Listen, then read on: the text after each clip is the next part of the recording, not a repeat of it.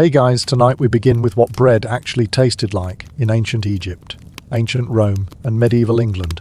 3 loaves, 3,000 years apart, and not one of them would survive a single morning in your kitchen.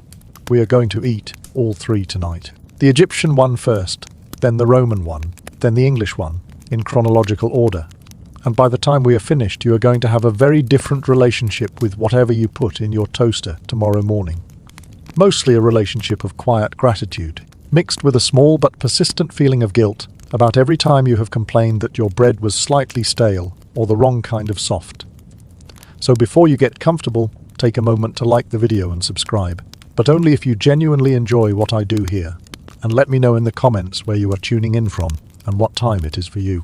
It is always fascinating to see who is joining us from around the world.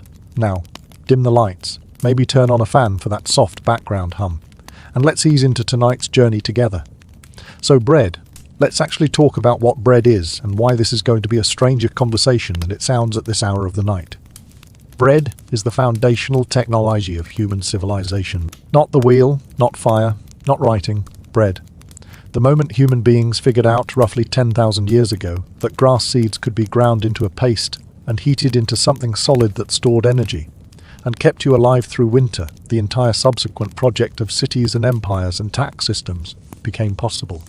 Grain fed the armies. Grain paid the wages. Grain was the currency, the savings account, and the national reserve all at once. When the Lord's Prayer says, "Give us this day our daily bread," it is not speaking in metaphor about spiritual sustenance. It is the literal daily wage demand of a first-century Palestinian laborer, addressed to an employer or a creditor, asking to be paid the grain he was owed for that day's work. Daily bread was a paycheck. Bread was the economy, and this matters tonight because every loaf we are going to taste was made by someone for whom bread was not a lifestyle choice or a dietary preference. It was the difference between being paid and not being paid, between eating and not eating, between having a function in the social order and not having one. Here is the fact that the entire rest of tonight is going to be built around, the one that nobody mentions when they talk about the history of bread. Every single loaf baked before 1859 was sour. Not artisanally sour, not fashionably tangy, not the pleasant sourdough sourness of a Saturday morning farmer's market. Genuinely, permanently, inescapably sour. Because wild lactobacilli were present in every starter culture that ever existed before Louis Pasteur identified what yeast was and what bacteria were and what the difference between them was. Nobody knew the lactobacilli were there. Nobody could remove them because removing them required understanding they existed, which required microscopy and fermentation science, and a level of biological knowledge that the world did not develop until the second half of the 19th century. The mild, neutral, slightly sweet bread taste you grew up with, the one you consider the default, the one that seems obvious and natural, that is a Victorian invention, that is industrial yeast isolation applied to breakfast. For every loaf that predates the 1860s, every pharaoh's bread, every Roman street food, every English peasant's dinner, sour. Every time the whole of human history, without exception, until very recently. Also gritty. We will get to the grit. Tonight we taste 3 specific loaves. The first is from Egypt in 2200 BC, which puts us 400 years before Tutankhamun, and right in the middle of the Old Kingdom's most ambitious construction project. The second is from Rome in 45 BC, Julius Caesar's last year of relative stability, which is not a comforting frame of reference, but is historically precise. The third is from England in 1100 AD, 34 years into the Norman conquest, at a moment when the feudal system has been fully installed and the peasant experience has been refined to a science of controlled disadvantage. None of these loaves resemble each other. None of them resemble what is in your bread bin right now. All 3 are worse than anything you ate today, but each one is worse in a completely different and instructive way. And understanding the difference requires understanding the world that made them. The grain systems, the millstones, the economics, the specific human problems each loaf was built to solve, and the specific human costs, each one quietly extracted. By the end of tonight, you will have a detailed and very slow picture of what it cost. In teeth, in labor, in political machinery, in the bodies of people and animals working in circles, in underground spaces, to produce a substance your supermarket currently sells for under £1 and places directly next to the self-checkout. The history of bread is the history of everything. We are going to do the very slow, very detailed, very drowsy version. Congratulations. You have just woken up in 2200 BC, in the workers' settlement on the western bank of the Nile, approximately 1 mile from the plateau, where the Great Pyramid of Giza is currently under construction, and will remain under construction for another 20 years. The good news is that you are employed. You are a worker in the State Grain Administration. Your wages are guaranteed by the most bureaucratically competent government in the ancient world, and the Egyptians take the business of bread as wages with a seriousness that would impress a modern accountant. The bad news is that your wages arrive as raw emmer wheat. Your sleeping quarters are a mud, brick rectangle shared with 11 other men. It is 4 in the morning and already warm enough that the air is thick with the smell of fermentation and the collective body heat of 12 people. And your teeth, though you have no way of knowing this yet, have approximately 15 good years remaining. You wait before the sun because the sun is already the enemy. This is the knowledge your body has accumulated over years of living on this plateau, that the window between bearable and oppressive is narrow and early, and the work that needs to happen before the heat becomes a physical fact of existence must begin before the heat does. So the sleeping room is dark and warm and close, smelling of the 11 other men with whom you share it, linen and sweat, and the fermented grain smell that has come in from the storage pits outside, and soaked into the mud, brick walls, so completely that you no longer register it as a smell distinct from the air itself. Your reed mat is on a clay floor that is slightly damp from the night, the best it is going to feel today, and your body is registering the specific information of having spent 8 hours on it, which it presents to your awareness as a detailed inventory of pressure points and stiffnesses that you did not request and cannot dismiss. The man next to you is already sitting up. Somewhere across the room, someone is coughing the dry cough of a person who has been breathing construction dust for 3 years. You put your feet on the clay floor. The floor is cool. This is the last thing that will be cool today. The settlement outside the sleeping quarters wakes into the same slow assembly of purposes that it wakes into every morning. 200 people beginning the business of a day that will be physically demanding from the first hour to the last. The cooking fires in the communal kitchen are lit already, sending up the smell of wood smoke, and beneath it, the dense, warm, faintly alcoholic smell of emmer wheat that has been sitting in fermentation vessels overnight. The sounds of organized early morning labor, clay pots being shifted on stone surfaces, the low murmur of men not yet fully committed to being awake, the repetitive thud of someone beginning the morning's grinding work ahead of the rest. Further down the settlement, a donkey is communicating its opinion of the hour, in the sustained and comprehensive way that donkeys communicate opinions of everything. The sky at the plateau's eastern edge is the flat grey that precedes the orange that precedes the assault. The Nile is somewhere east of you, invisible, but present in the faint moisture in the air, the coolness that moves off the water at night and has not yet burned away. You join the movement of people toward the grain stores. Here is a fact that rewrites the entire story of the Egyptian pyramids, and that archaeologists have known for decades, while the popular version has not caught up. The people who built the Great Pyramid were not slaves. They were paid workers. This is documented in meticulous detail in the accounting tablets discovered at workers' villages along the Nile, the world's oldest surviving payroll records, written in hieroglyphics, tracking to the individual unit what each worker was owed and received. A standard labourer on the Giza Plateau in this period received 10 loaves of bread and a fixed ration of beer per Dalton Y, with skilled workers receiving more. The Old Kingdom state administered this system with a precision that would be impressive in a modern logistics operation. The grain came from state granaries fed by Nile flood agriculture, was measured in standardized volumes by trained administrators, and was distributed on a schedule that the entire social and economic structure of the pyramid project depended on. The bread was not a perk. The bread was the salary. The bread was why anyone was on the plateau at all. Your grain ration arrives in the early morning, carried from the granary building by a storage worker with a standard measuring vessel, the same vessel used at every distribution. The consistency being a feature of the system that the administrators enforce, because the workers know exactly what a full measure looks like, and the administrators know that the workers know. The grain is emmer wheat, warm from storage, dry and slightly dusty, smelling of itself. The dense, quiet smell of something that has been harvested and dried and stored, and is waiting for what comes next. You know this smell the way you know the smell of the Nile and the smell of the construction dust from the plateau. It is the smell of the air you live in, and you no longer notice it, except when it is absent, and it is never absent. The weight of the measuring vessel in your hands is the weight of today. You carry it to the grinding area. The grinding takes an hour.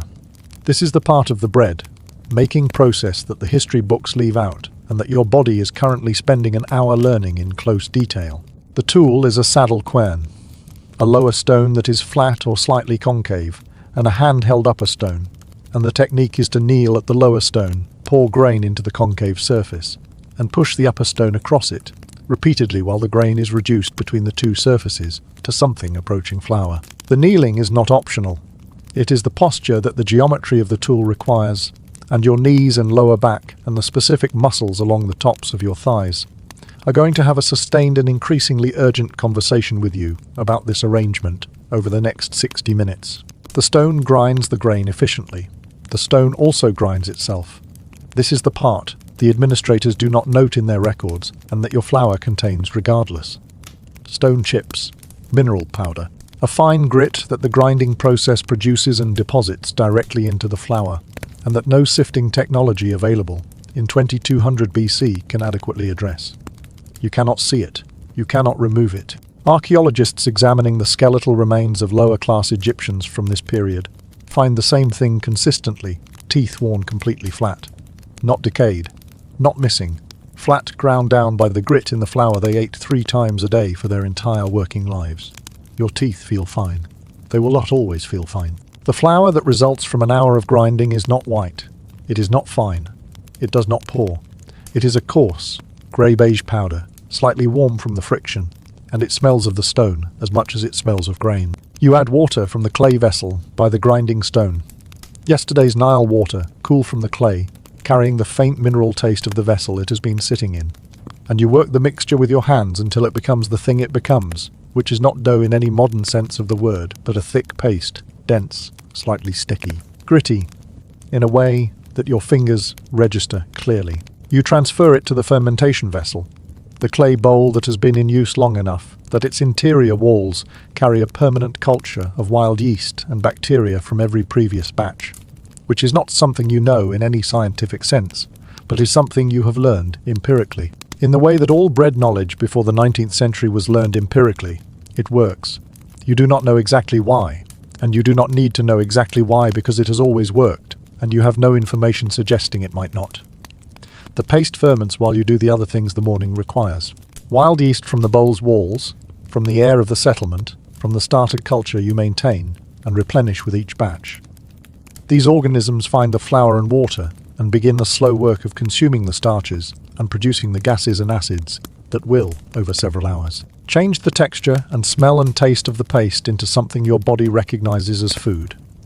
The lactobacilli are working in there too, though you have no word for lactobacilli, and no concept of what a bacterium is, and no framework in which their presence is anything other than a property of dough that has sat long enough. What you know is that after long enough, the paste smells sharp and sour and faintly alcoholic, and that this is correct. This is what ready smells like, and that the thing which comes from this process is the thing you eat. It has always been this way. It will be this way for the next 4,000 years, until a Frenchman with a microscope changes everything, and you will not be there for that. The form your breakfast takes this morning is the form it takes most mornings, the thick grain mash. Partly fermented emmer paste, mixed with a little water, flavoured today with dried herbs from the communal stores. Goes into the clay pit vessel that sits in the communal eating area, and you take the hollow reed from its place beside the vessel and insert it into the mash, and you eat through the reed. This is breakfast. In the vocabulary available to you, this is also bread. Hieroglyphic records from workers' settlements of this period use the same terms, in overlapping ways, for what we would call bread and what we would call beer, because the process is the same process. The ingredients are the same ingredients.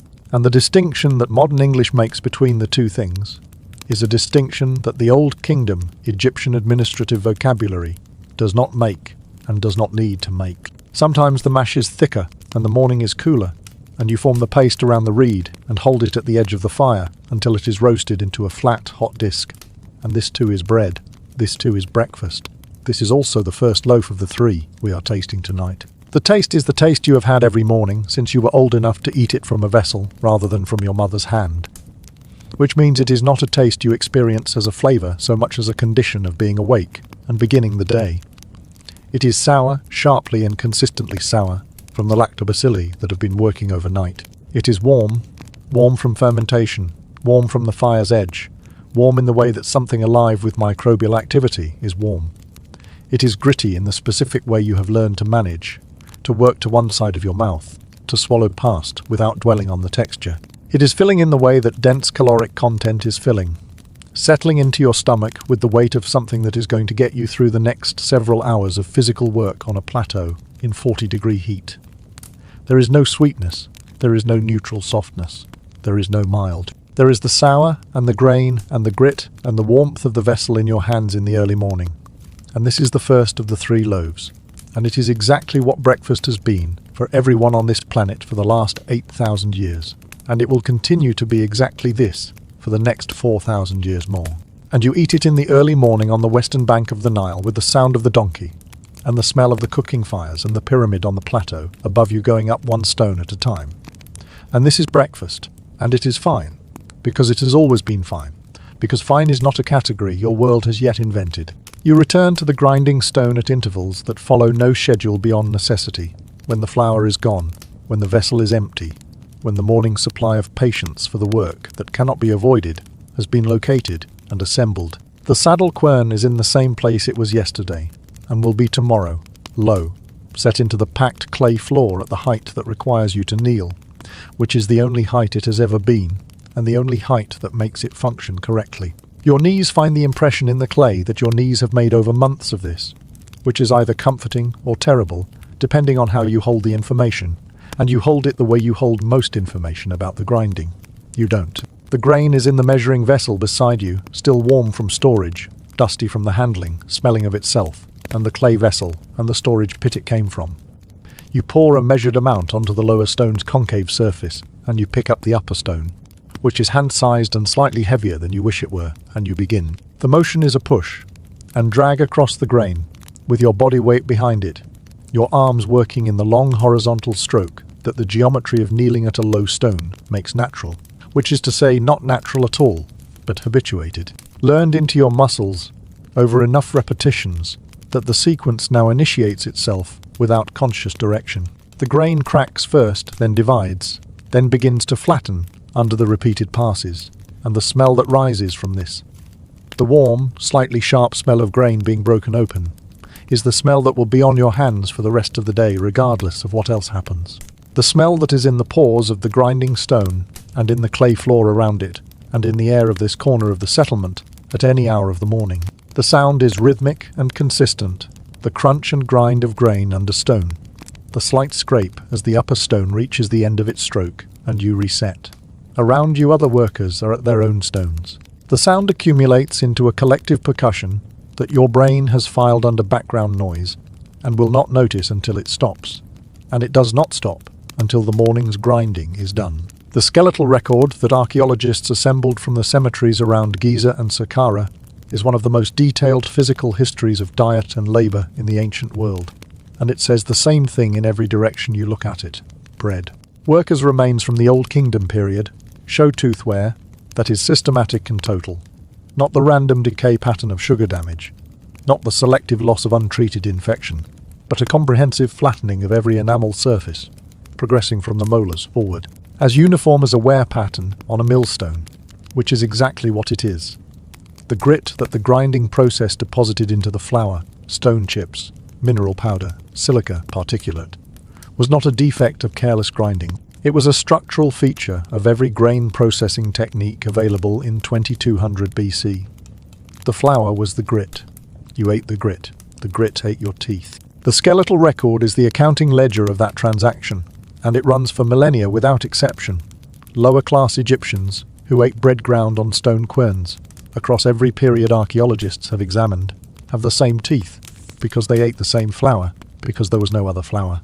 Your flour is now accumulating in the slight hollow at the lower stone's edge, pushed there by each forward stroke, and you can see its texture from where you are kneeling, grey-beige, coarser than sand but finer than gravel. Not the white powder that the word flour might suggest to a later century, but a functional compromise between ground enough to eat, and not so fine that the stone has time to deposit itself into every particle. You stop periodically to scrape the accumulation back toward the center with the edge of your hand, And each time you do this, you feel the texture against your palm, the flour itself, the warmth from friction. And under both of these, the grit that your palm's nerve endings are quite good at detecting, and that your mouth is equally good at detecting, and that you have developed, over years of this breakfast, a system for managing. Push with the tongue to one side. Don't dwell. Swallow past. The grit does not harm you in any way that the current morning makes legible. Your teeth feel exactly as they have always felt. They will continue to feel this way for a while yet. Egyptian hieroglyphic texts contain, at conservative count, more than 40 distinct words for types of bread and bread-adjacent products. A vocabulary of grain, processing specificity that suggests a culture that thought about bread the way a modern culture thinks about wine or cheese, or any product whose variations matter enough to require naming. Archaeologists working at Deir el Medina, the workers' village associated with the Valley of the Kings and representative of the same social structure as the Giza settlement, found bread molds, bread stamps, and administrative records cataloguing bread types by name and by recipient class. There were thin breads and thick breads, breads made with emmer and breads made with barley, breads formed in conical molds and breads shaped flat, breads flavoured with coriander and breads made with dates. Breads classified by the fineness of their grinding and breads classified by whether the grain had been malted first. The taxonomy was elaborate, professionally maintained, and documented with the same administrative precision. The Egyptians applied to everything they considered worth documenting. Every single type contained stone. The sophistication and the grit coexisted without contradiction because the grit was not considered a flaw in the product. It was a property of the process, and the process was the only process available. The official who oversees the grain distribution for the workers' settlement eats a different bread. And you know this in the way that you know many things about the social order, not through explicit statement, but through the accumulated evidence of proximity and observation. His bread is whiter. You have seen it. The grain his household receives comes from the same granary as yours, passes through the same administrative channels, is the same species of emmer wheat, but his household has finer querns, more grinding time. Or the option to grind twice, to take the flour and grind it again until the particles are smaller, and the grit to flour ratio shifts in favor of the flour. The resulting bread has a different texture, a different color, and a different relationship with teeth, his teeth, and it is accompanied on his table by things that are not on yours: sesame, honey, the occasional almond from the trade networks, figs dried from the season's surplus. You know this because the settlement is not large enough for this information to remain private. You eat your bread from the reed. He eats his bread from a clay plate. The caloric content is approximately equivalent. The social content is not. The skeletal remains of upper-class Egyptians from the same period tell a story that is the exact opposite of the workers' remains, and equally damning in its way. Officials and administrators, the people who ate the refined bread, the white bread, the honey bread, show tooth wear. That is noticeably less severe, which is the benefit column of that dietary transaction.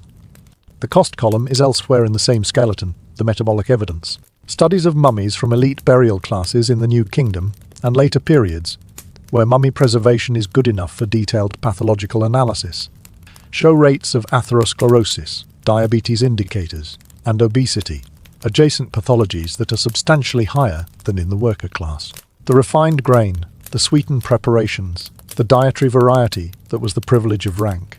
These produced a different set of wear patterns, a different mode of physical deterioration. The workers' bodies wore out at the teeth and joints and spine, which was visible and progressive and documented daily in every face and posture you could see around you.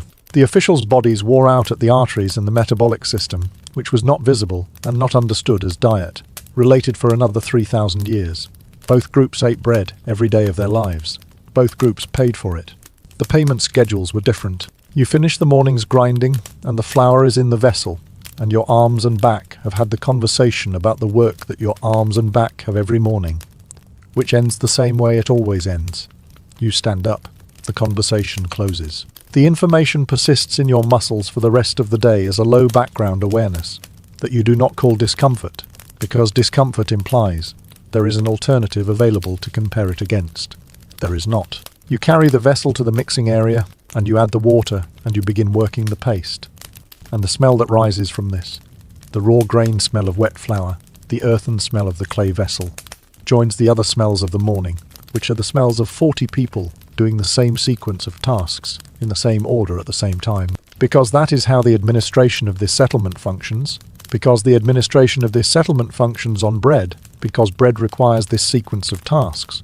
Because here you all are on the western bank of the Nile at 4 in the morning, covered in grain dust, and doing what has been done here every morning for longer than anyone living can remember. The paste goes into the fermentation vessel, and you cover it and step back, and the morning proceeds without you for a while. The dough doing the work that dough does when left to the wild organisms in the vessel walls, the air. The starter culture from yesterday's batch that you maintain without consciously thinking about maintaining. Because the alternative is bread that does not rise, and does not develop the sour that signals correctness, and does not become the thing your body knows as food. The settlement around you is in full morning operation. The sun is fully up, and already delivering its opinion of the situation. The construction sounds from the plateau have started. The deep, rhythmic percussion of stone.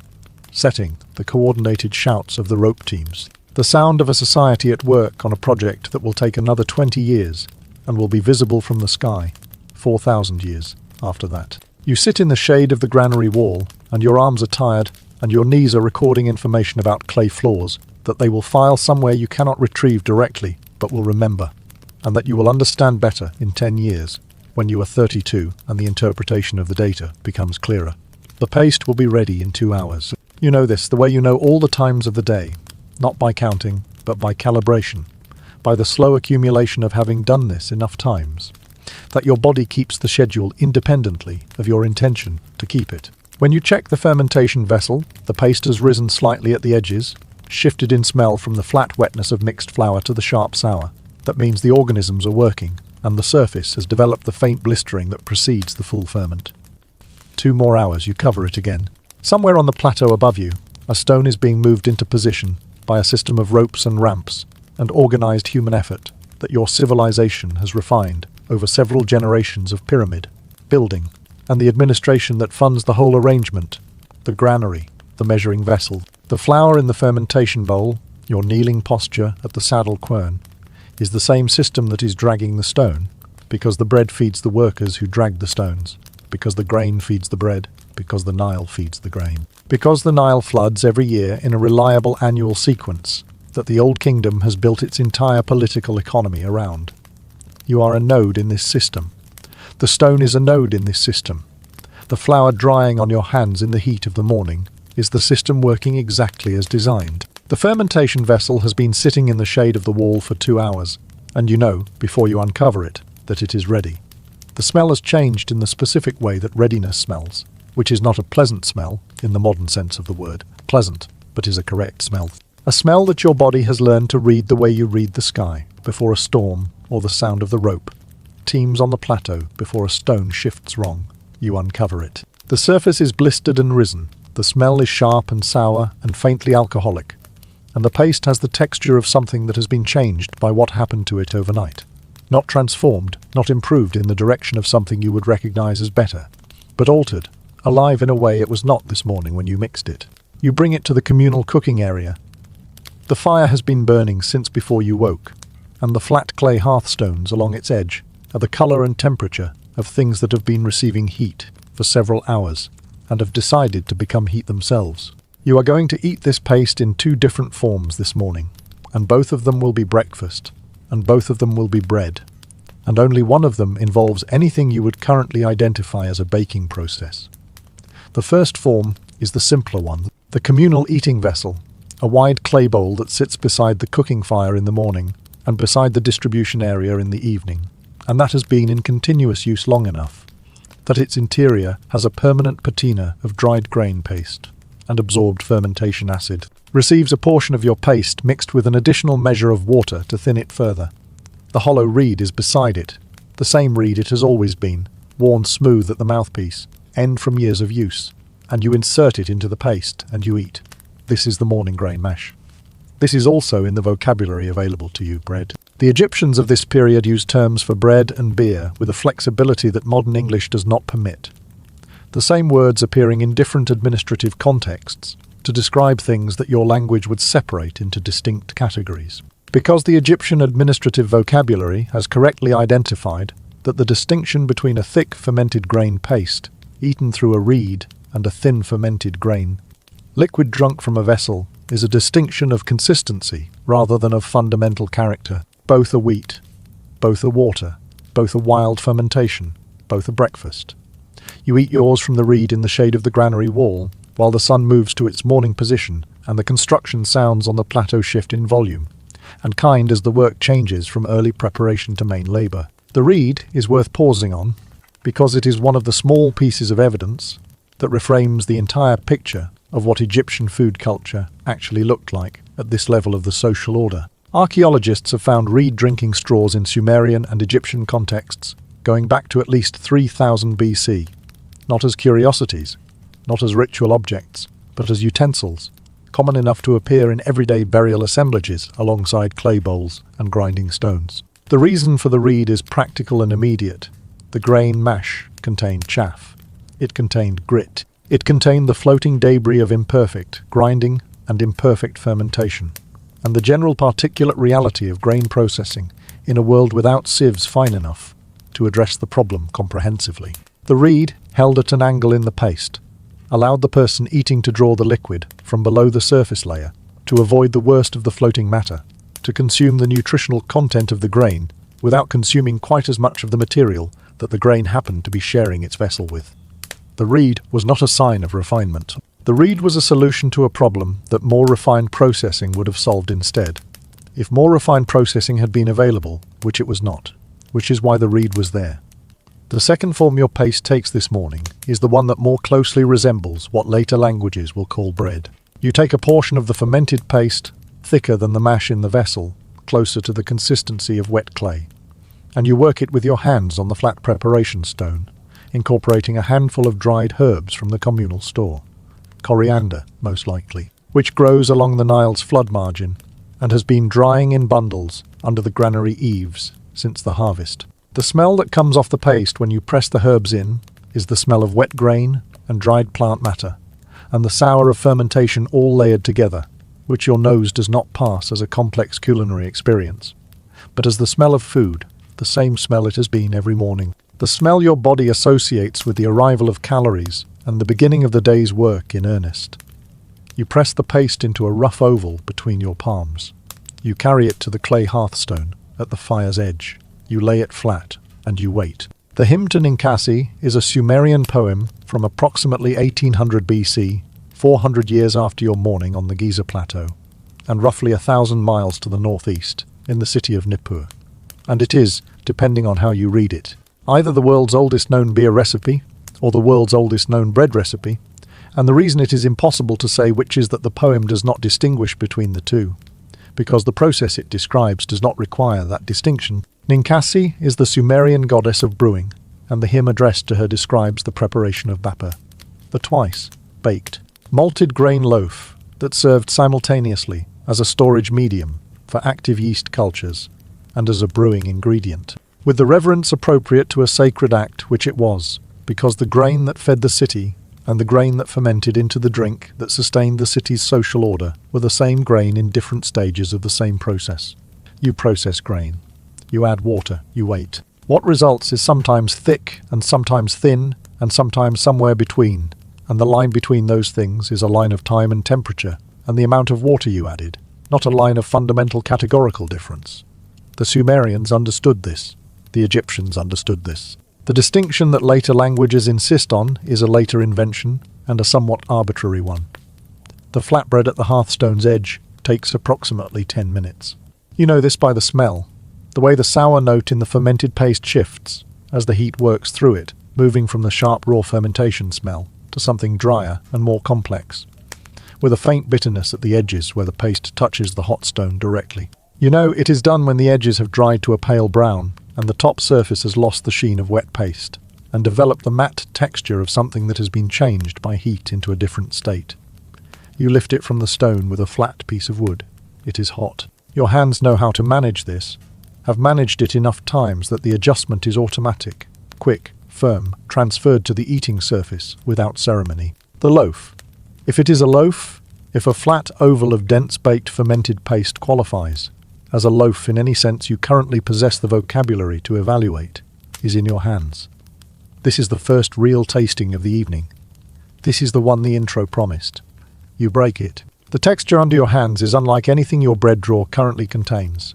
Dense, very dense, with the resistance of something that fermented rather than proofed, in the modern sense. The rise modest, the crumb tight. The crust, not a distinct layer, but a slightly drier version of the same material all the way through. It tears rather than snaps, which tells you the gluten structure is not the airy web of a modern loaf, but something more compressed, more continuous, the texture of a food that was made to provide sustained energy, rather than pleasant eating experience. The inside is grey, beige, which is the colour of emmer wheat flour, which is not the colour of anything in your bread bin. You bring it to your mouth. The taste arrives in layers, and none of the layers are the ones you are accustomed to. The first thing is the sour. Not a subtle background note, not the fashionable tang of a weekend sourdough, but a frank, consistent sourness that occupies the front and sides of your tongue and does not recede while you are chewing. Your body categorizes this immediately as acidic, as fermented, as the taste of something that has been biologically active for 12 hours, which is exactly what it is, and your modern palate finds this more aggressive than you expected, because your modern palate was calibrated on bread from which the lactobacilli were removed, and it has no reference for what bread tasted like when the lactobacilli were a permanent, unremovable feature of the process. Underneath the sour is the grain, the specific flavour of emmer wheat, which is earthier and more mineral and less sweet than the modern wheat you know, a flavour that your mouth reaches for a category to put into and finds nothing quite right. And under the grain, present in a way your tongue finds before your brain has labelled it, the grit. You work the piece to one side of your mouth. The grit is fine, not sand, not gravel, nothing that would register immediately as a foreign object, but it is there, and your molars know it in the way that your molars have always known it, and have always managed it. Because for your teeth, this is simply the texture of food, and not a problem requiring solution. Your molars are at the beginning of their working lives, and they find the task straightforward. In 30 years they will be flat. In 40 years they will be nearly gone. This morning they are performing exactly as designed, as they will perform every morning until they cannot, which is the way most things in your working life perform, reliably for a finite time, without complaint, until they stop. The flat bread fills your stomach in the way that dense grain fills a stomach, completely, heavily, in the way that makes the next several hours of physical work feel provisioned, but rather than optimistic. The sour stays in your mouth after you finish. A residue of the fermentation acid, a flavour your saliva is busy processing. The coriander is detectable if you look for it, a faint herbal note under everything else, the dried leaf sharpness of it working against the sourness, in a way that is not harmony and not contrast, but simply coexistence. Two flavours sharing the same space without necessarily being about each other. You sit for a moment in the shade. The plateau is at full operation above you. The Nile is somewhere to the east, invisible, doing the thing that makes all of this possible. Your arms remember this morning's grinding. Your stomach is full. This is breakfast on the western bank of the Nile, in the year 2200 BC, and it is the bread that fed the people who built the pyramids. And they ate it every morning without ever once finding it remarkable, because unremarkable was exactly what it was. Because the category of remarkable was invented by contrast, and contrast required a later century, and a later century had not yet arrived. The festival bread arrives at the settlement once a month, on the day the moon reaches its fullest point, and on these days the distribution is different, in ways that everyone in the settlement can identify from 20 yards away without being told what day it is. The storage workers carry different vessels. The measuring is done twice, by two different administrators, in the careful, redundant way that the Egyptian state performs any accounting it considers important. The grain itself is different, finer, lighter in colour, emmer that has been processed further down the line before it arrived here. The heavy outer bran, sifted out by someone further up the supply chain, who had equipment your settlement does not have. You know this grain the moment you feel it in your hands, the way it sits differently in the measuring vessel, the way it pours rather than falls, the way it smells like emmer wheat, but a quieter, cleaner version of emmer wheat, as if the smell had been refined along with the flour. Your hands know what this grain will become. It will become a bread that is still sour, because the fermentation cannot be removed, but less dense, less grey, with a crumb that is lighter in texture, though not light by any standard your future self would recognise. Once a month. The 30 other mornings are the standard flour, the standard grey, beige, the standard grinding session, and the standard grit, and the standard tasting. The festival bread exists mainly to make visible the distance between itself and everything else. The distance between the festival bread and the bread that appears on the table of the vizier, the highest administrative official in the Old Kingdom. The person who sits directly below the pharaoh in the management hierarchy of a state that runs on grain, is a distance of the same kind, but considerably larger. And it is a distance that does not merely involve flour, fineness, or grinding technique. It involves a supply chain so long and so specifically maintained that most of the people involved in producing the result will never see where the result goes. The grain for the vizier's household comes from estates in the delta, where the soil deposits from the annual flood are deepest and most reliable, worked by agricultural teams whose sole output feeds the upper tier of the administrative apparatus, not the workers' settlements at all. The flour from this grain is ground, and ground again, and ground a third time on progressively finer stones by workers who are themselves skilled craftspeople, not the basic settlement grinders who work the saddle querns in the pre-dawn hours. The resulting flour is white enough to be remarkable. White in the way that something has been refined past its natural colour into something that signals its own refinement. The loaves baked from it are formed in clay moulds, decorated with patterns before baking, accompanied by oil and honey and flavourings that the settlement worker has not tasted and does not expect to taste. They are a different food from a different world, made from the same crop, in the same valley, in the same administrative state, the same and not. What archaeologists found when they began examining the mummies of Old Kingdom officials, and later New Kingdom elites, the people who ate the white bread, the honey loaves. The refined grain that was the dietary mark of administrative rank was a medical history that has the structure of a cautionary tale, but was experienced as a set of unexplained and unrelated complaints. Atherosclerosis, the calcified, narrowed arteries visible in CT scans of mummies, in rates significantly higher than contemporary populations elsewhere in the ancient world, in bodies that did not smoke, that were not sedentary, that lived in a warm climate, that had no obvious reason by the standards of their medical knowledge to develop what their medical knowledge could not diagnose or name. Dental caries present in elite burials in a pattern that modern dentists recognize immediately as sugar damage, the specific decay profile of a diet that includes sweetened preparations regularly enough for the bacteria to establish themselves, which is different from and additional to the grinding ware that characterizes the worker class. Obesity indicators in skeletal structure and mummy soft tissue preservation, the physical record of a diet sufficiently caloric and refined to deposit its surplus in the body. The vizier was not grinding grain before sunrise. The vizier was eating the result of that grain being ground before sunrise, processed into something increasingly unlike grain. And the result of eating that result was a set of metabolic problems that would not be understood as dietary for another 3,000 years. And that would kill him in ways that looked like bad luck rather than bread. You are not the vizier. This morning's bread is the grey-beige flatbread from the hearthstone, sour and gritty, and dense and filling.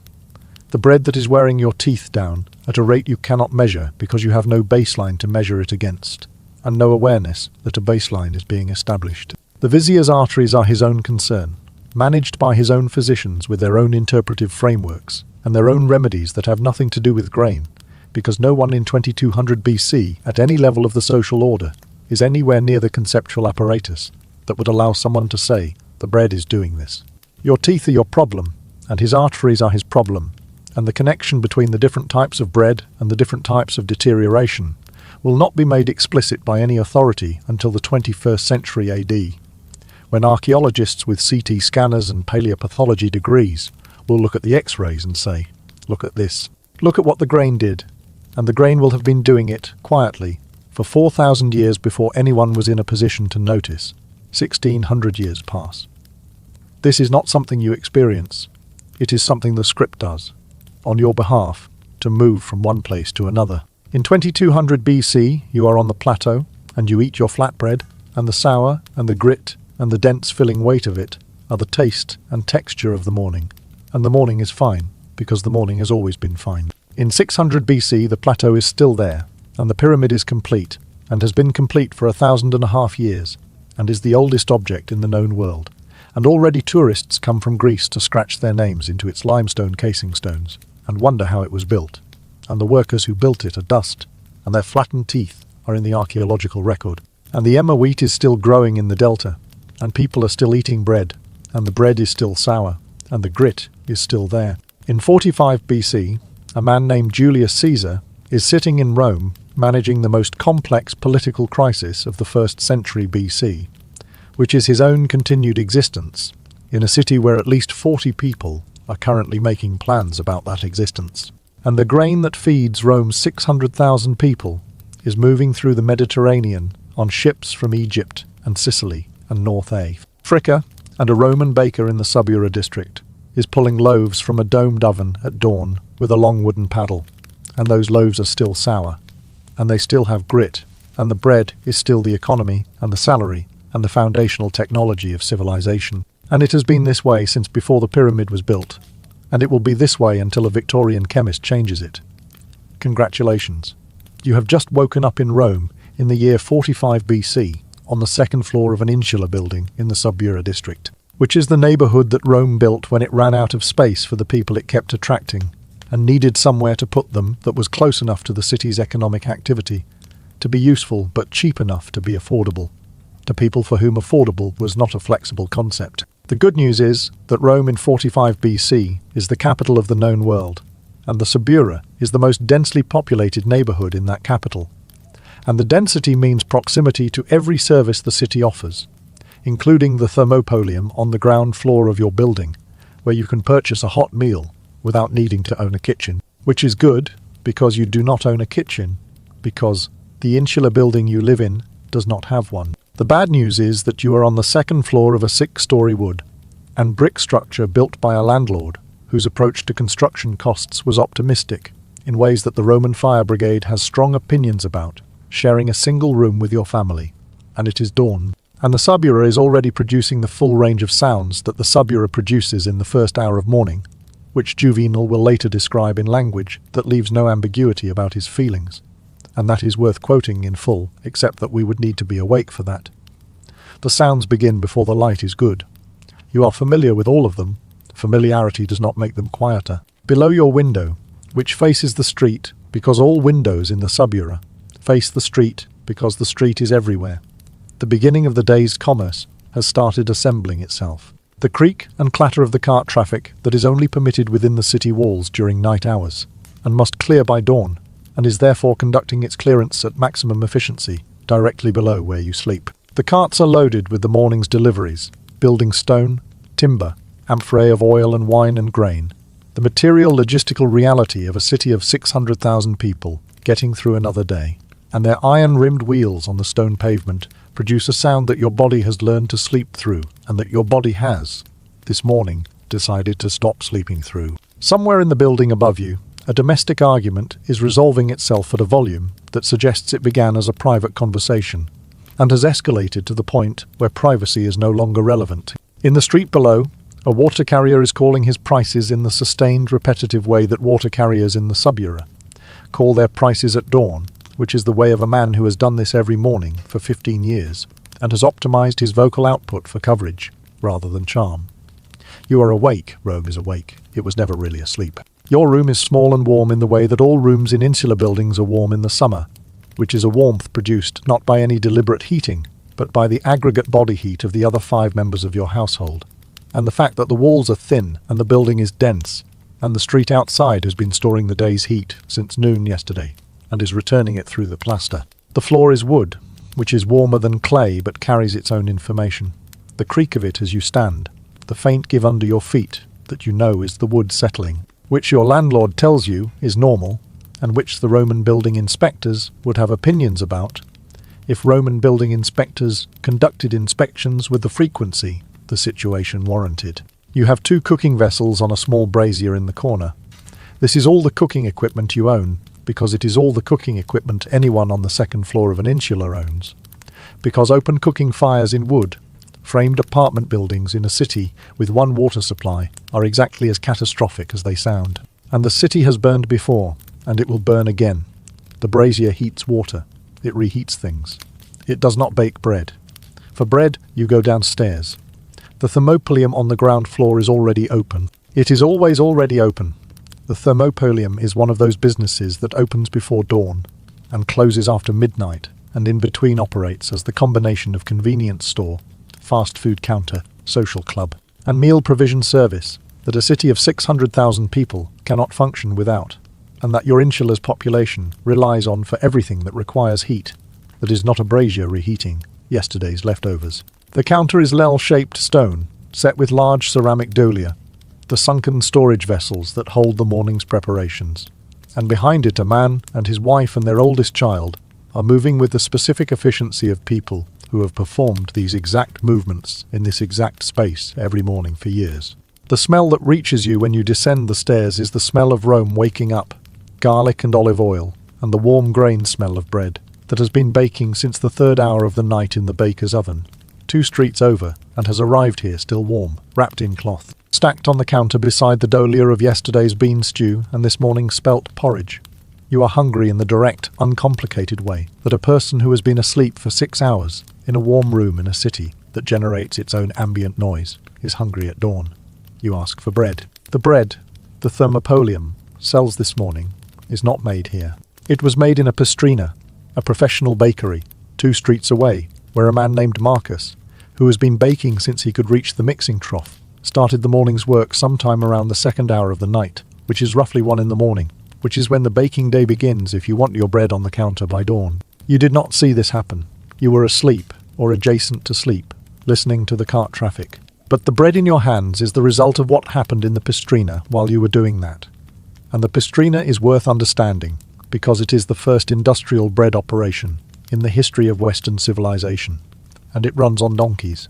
And the donkeys are having a worse morning than you are. The Roman pastrina of the 1st century BC operated on a scale that would have been unrecognizable to your Egyptian counterpart, on the plateau grinding her daily ration by hand. A single pastrina serving a district of the Subura might contain 4 to 6 rotary millstones, the hour-glass, shaped lava millstones, each weighing several hundred kilograms. That replaced the saddle quern in the Mediterranean world around the 4th century BC, and that can be driven by animal power rather than human kneeling posture. The donkeys walk in circles around the millstone's central spindle, turning the upper half of the hourglass against the lower, and the grain fed in at the top is ground between the 2 stone surfaces and emerges as flour from the gap at the widest point, continuous, efficient, on a scale that the saddle quern cannot approach. Archaeologists at Pompeii, where the volcanic ash of 79 had preserved an entire working bakery in operational condition, found 4 millstones in a single pastrina, the skeletons of the animals that worked them still in place, the bread still in the oven. The operation was so normal that it had been running right up to the moment the mountain decided to end the conversation. Your bread this morning was ground on one of those millstones, or a millstone like it, by a donkey that began its working shift in the dark, and will finish sometime around midday, at which point it will be fed and watered and rested until the next night's milling begins. The donkeys of Roman pastrini were not treated especially well or especially badly by the standards of the ancient world.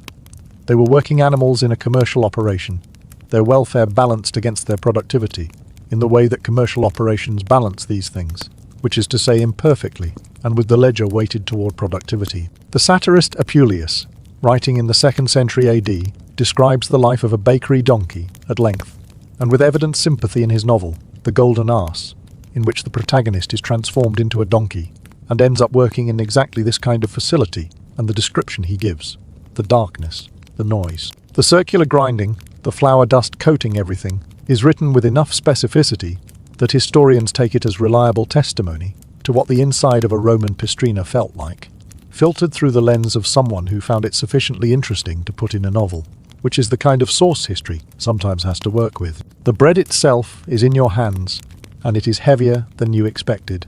Roman bread loaves from this period, the ones we know from the Pompeii finds, the ones preserved in the volcanic ash in a state that allowed chemical analysis 2,000 years later, were circular, scored across the top in a pattern of 8 wedge-shaped segments. Made from emmer or spelt wheat depending on the grade, dense and substantial in a way that the weight in your hand is accurately communicating. The one you are holding this morning is roughly the size of a dinner plate and perhaps 3 centimeters thick at the center. Not tall, not airy, not the risen dome of a modern loaf, but a compressed, dense disc that has been baked until the exterior is a genuine crust and the interior is the tight, crumbed thing beneath it. The scoring is decorative in effect but functional in origin, It allows the loaf to be broken into portions along the lines without a cutting tool, which is useful when the person you are giving the bread to does not own a cutting tool, which in the sub-era in 45 BC is a realistic percentage of the population. You break off the first segment along the scoreline. The resistance under your hands is different from the Egyptian flatbread's resistance, in ways your hands register before your brain catches up. The crust is real, a distinct layer that has been dried and hardened by the oven's heat into something that requires genuine force to breach. And the inside of the loaf, exposed now at the break, has a crumb that is denser than your hand expected, but less uniform than the Egyptian flatbread's dense consistency, with small irregular pockets where the fermentation gas accumulated and baked into place. The colour inside is still that same grey, beige of emmer wheat flour, which is not the colour of the modern bread you know, but you are beginning to understand that the grey beige is what flour looks like when it has not been industrially bleached, and that the white of your sandwich bread at home is a thing that was done to the flour rather than a thing that the flour naturally is. The taste begins with the sour again, and you are not surprised this time. The sour is the baseline of all bread that has ever existed until the second half of the 19th century, and you have just eaten the Egyptian version, and the Roman sour is the same sour in a different context.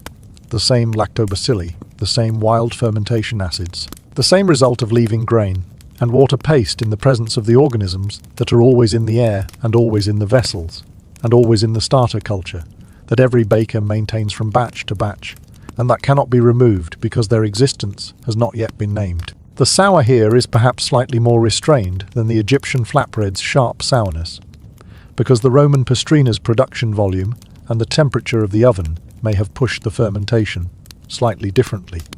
More yeast activity relative to bactivity, a marginally less aggressive acid profile, but it is sour, clearly and unmistakably sour, and your modern palate is negotiating with this again, the same way it was an era ago on the Nile. The grain flavour beneath the sour is different though. Emmer wheat and spelt wheat, the grains of the Roman bread world, both older varieties than the modern bread wheat that replaced them in the medieval period, have a flavour that is more complex and more mineral than what your supermarket sells. Nuttier, earthier, with a slight bitterness that is not unpleasant but is present. A background note that modern white bread has eliminated along with the bran and the germ and everything else that processing removes in the direction of mild. The Roman bread has not been processed in that direction. The Roman bread is what wheat tastes like when wheat is allowed to taste like wheat. And wheat, it turns out, has opinions. Under the grain and above the sour, the olive oil is detectable, a small amount worked into the dough in the mixing process. Not enough to define the bread's flavour, but enough to round the edges of the acid and add a faint richness that the Egyptian flatbread did not have. This is an improvement. The grit is still there. The grit in the Roman bread is the same grit that was in the Egyptian bread, present for the same reason, the millstones. Whether driven by a donkey in a pastrina or operated by hand at a saddle quern, deposit themselves into the flour at a rate that no milling technology available before the industrial era can adequately address. The lava millstones of the Roman pastrina may grind more finely than the sandstone saddle querns of 2200 BC. There is some evidence that Roman bread had a slightly lower stone grit content than Old Kingdom Egyptian bread, but the difference is one of degree rather than kind. And your molars are currently receiving the same information that molars in the sub-era have been receiving every morning for 300 years of Roman baking, which is the information that there is something in this bread that is not grain, and not air, and not oil, and that your enamel should brace itself for the long conversation. Your enamel, which has been receiving this information since childhood, does not register it as new. You finish the portion. The crust's edge is in your mouth, and it requires more jaw work than the flatbread did. The pastrina oven produces a crust that is genuinely hard, the kind of hard that your mandibular muscles are working against rather than through. And the effort required to break down that crust is the effort of someone who grew up eating this bread and whose jaw muscles developed accordingly, not the effort of someone whose jaw was calibrated on industrial bread that can be compressed to a fraction of its volume between your thumb and forefinger. Your jaw is managing. It has always managed. The bread fills your stomach the same way the Egyptian flatbread did, completely heavily, with the specific satisfaction of dense grain doing its caloric work. And the thermopolium proprietor is handing over a small cup of posca, the Roman soldier's drink, and the poor man's morning beverage. Water mixed with acetum, which is vinegar, which is wine that has completed its fermentation journey past the drinkable stage into the acidic stage and been deliberately diluted for consumption. It is sour. It pairs with a sour bread in the way that two things with a strong shared characteristic pair, not complementarily, but consistently, as a statement about what this morning tastes like, which is fermentation, which is the taste of history, which is breakfast. Around you the thermopolium is filling with the morning's trade, workers from the insular buildings on the street, a man with the tools of a fuller's trade hanging from his belt, who is taking his bean stew standing, because the counter stools are occupied. Two women from the building opposite who are discussing something with the animation of people, for whom this is the most interesting thing that has happened this week, which in the sub-era, in 45 BC, may literally be true.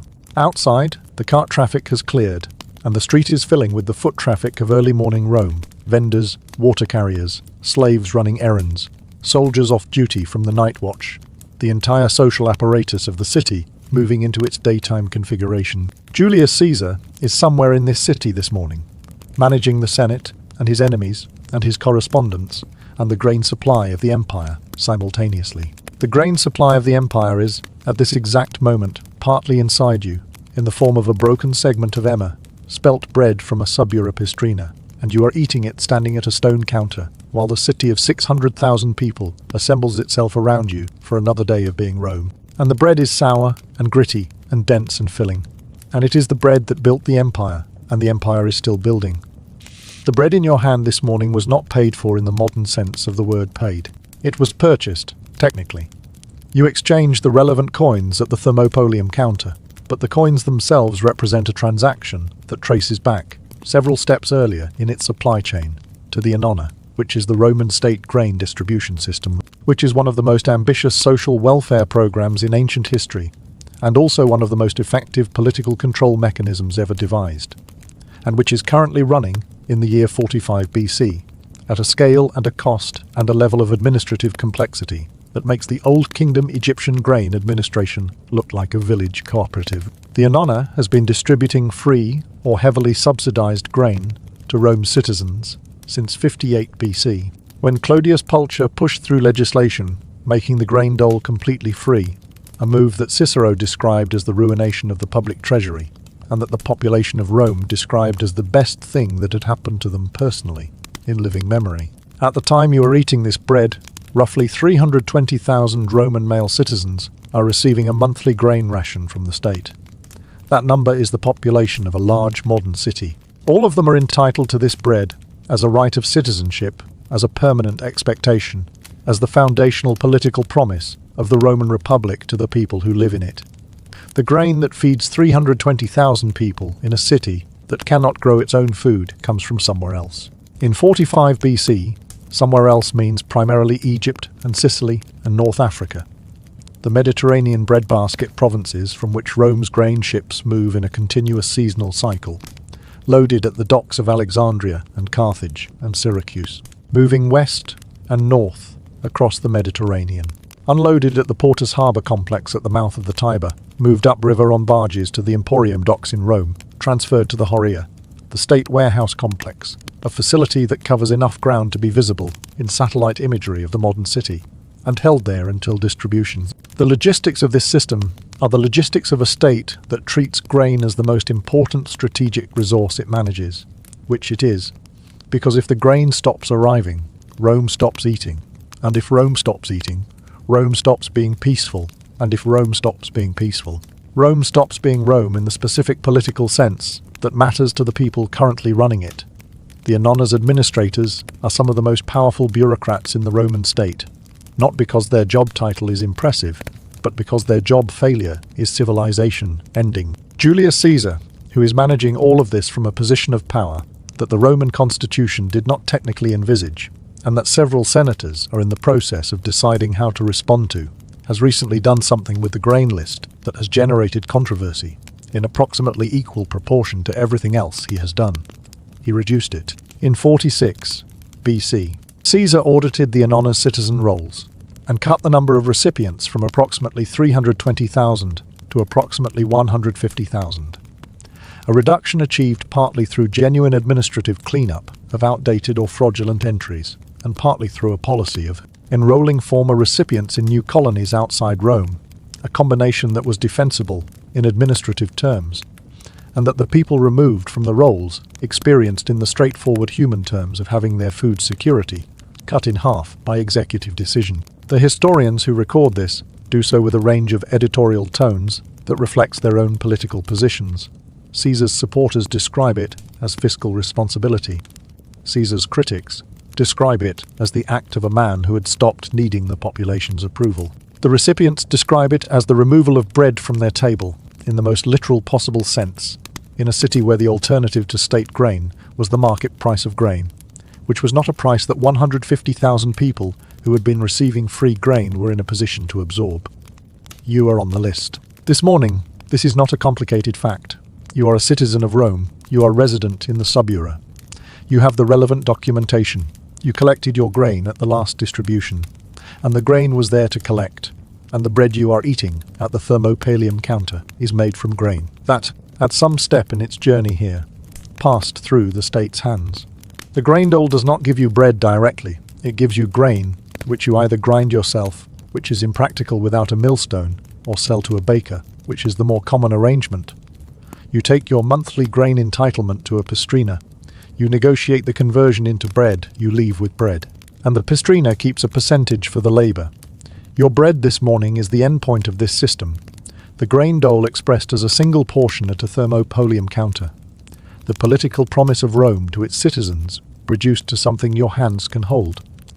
The promise is that the grain will keep coming. The promise has been kept continuously, through wars and famines and political upheavals, and the occasional interruption that the Anonna's administrators work desperately to resolve before it becomes visible, since visibility is the thing that the administration is structured above all else to prevent. The pistrina where your bread was made this morning employs, beyond the donkeys, a workforce that the ancient sources describe in ways that modern readers find uncomfortable, and that the ancient sources do not find uncomfortable at all, because the ancient sources were written by people who considered the arrangement unremarkable, enslaved people, most of them. The milling work that the donkeys perform for the large stones, and that humans perform for the smaller preparation stages, mixing, shaping, managing the oven, was in the Roman world largely performed by enslaved workers, and the pistrina was one of those institutions, like the mines and the large estates, where enslaved people who had committed offences were sent as a punishment for having committed them, which tells you something about what working conditions in a first-century Roman bakery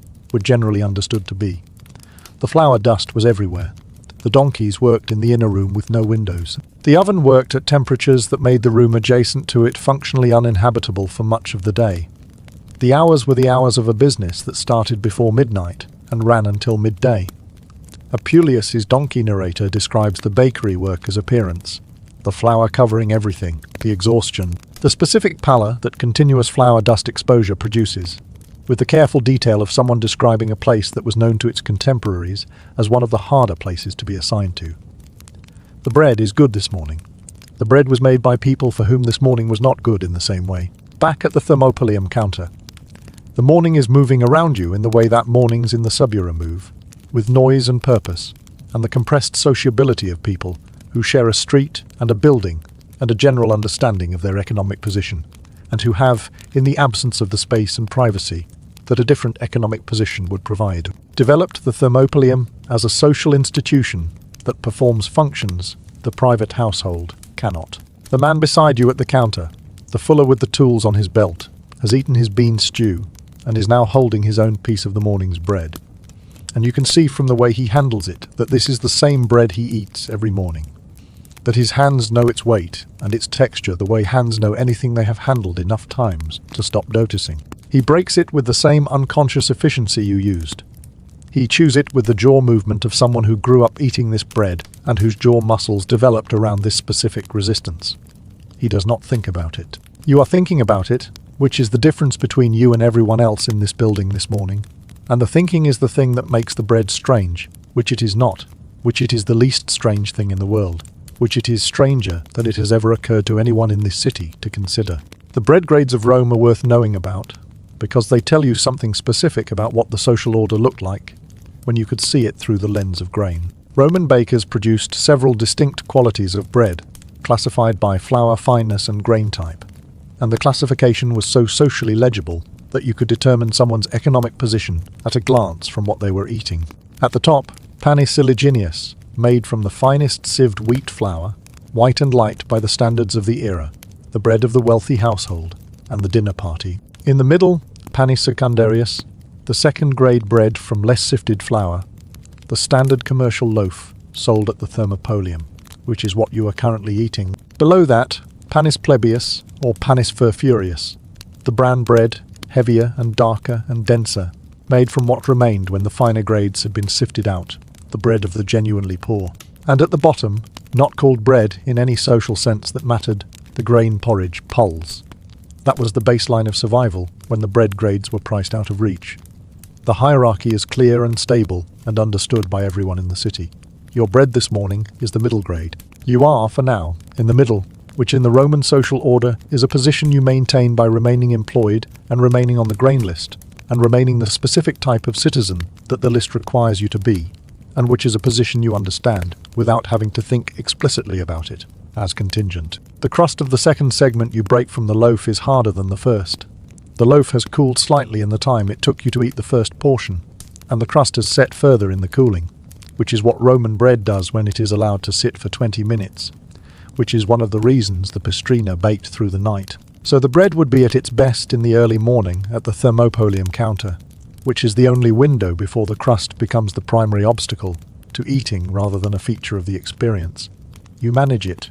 Your jaw is not surprised. The sour is still there. The grit is still there.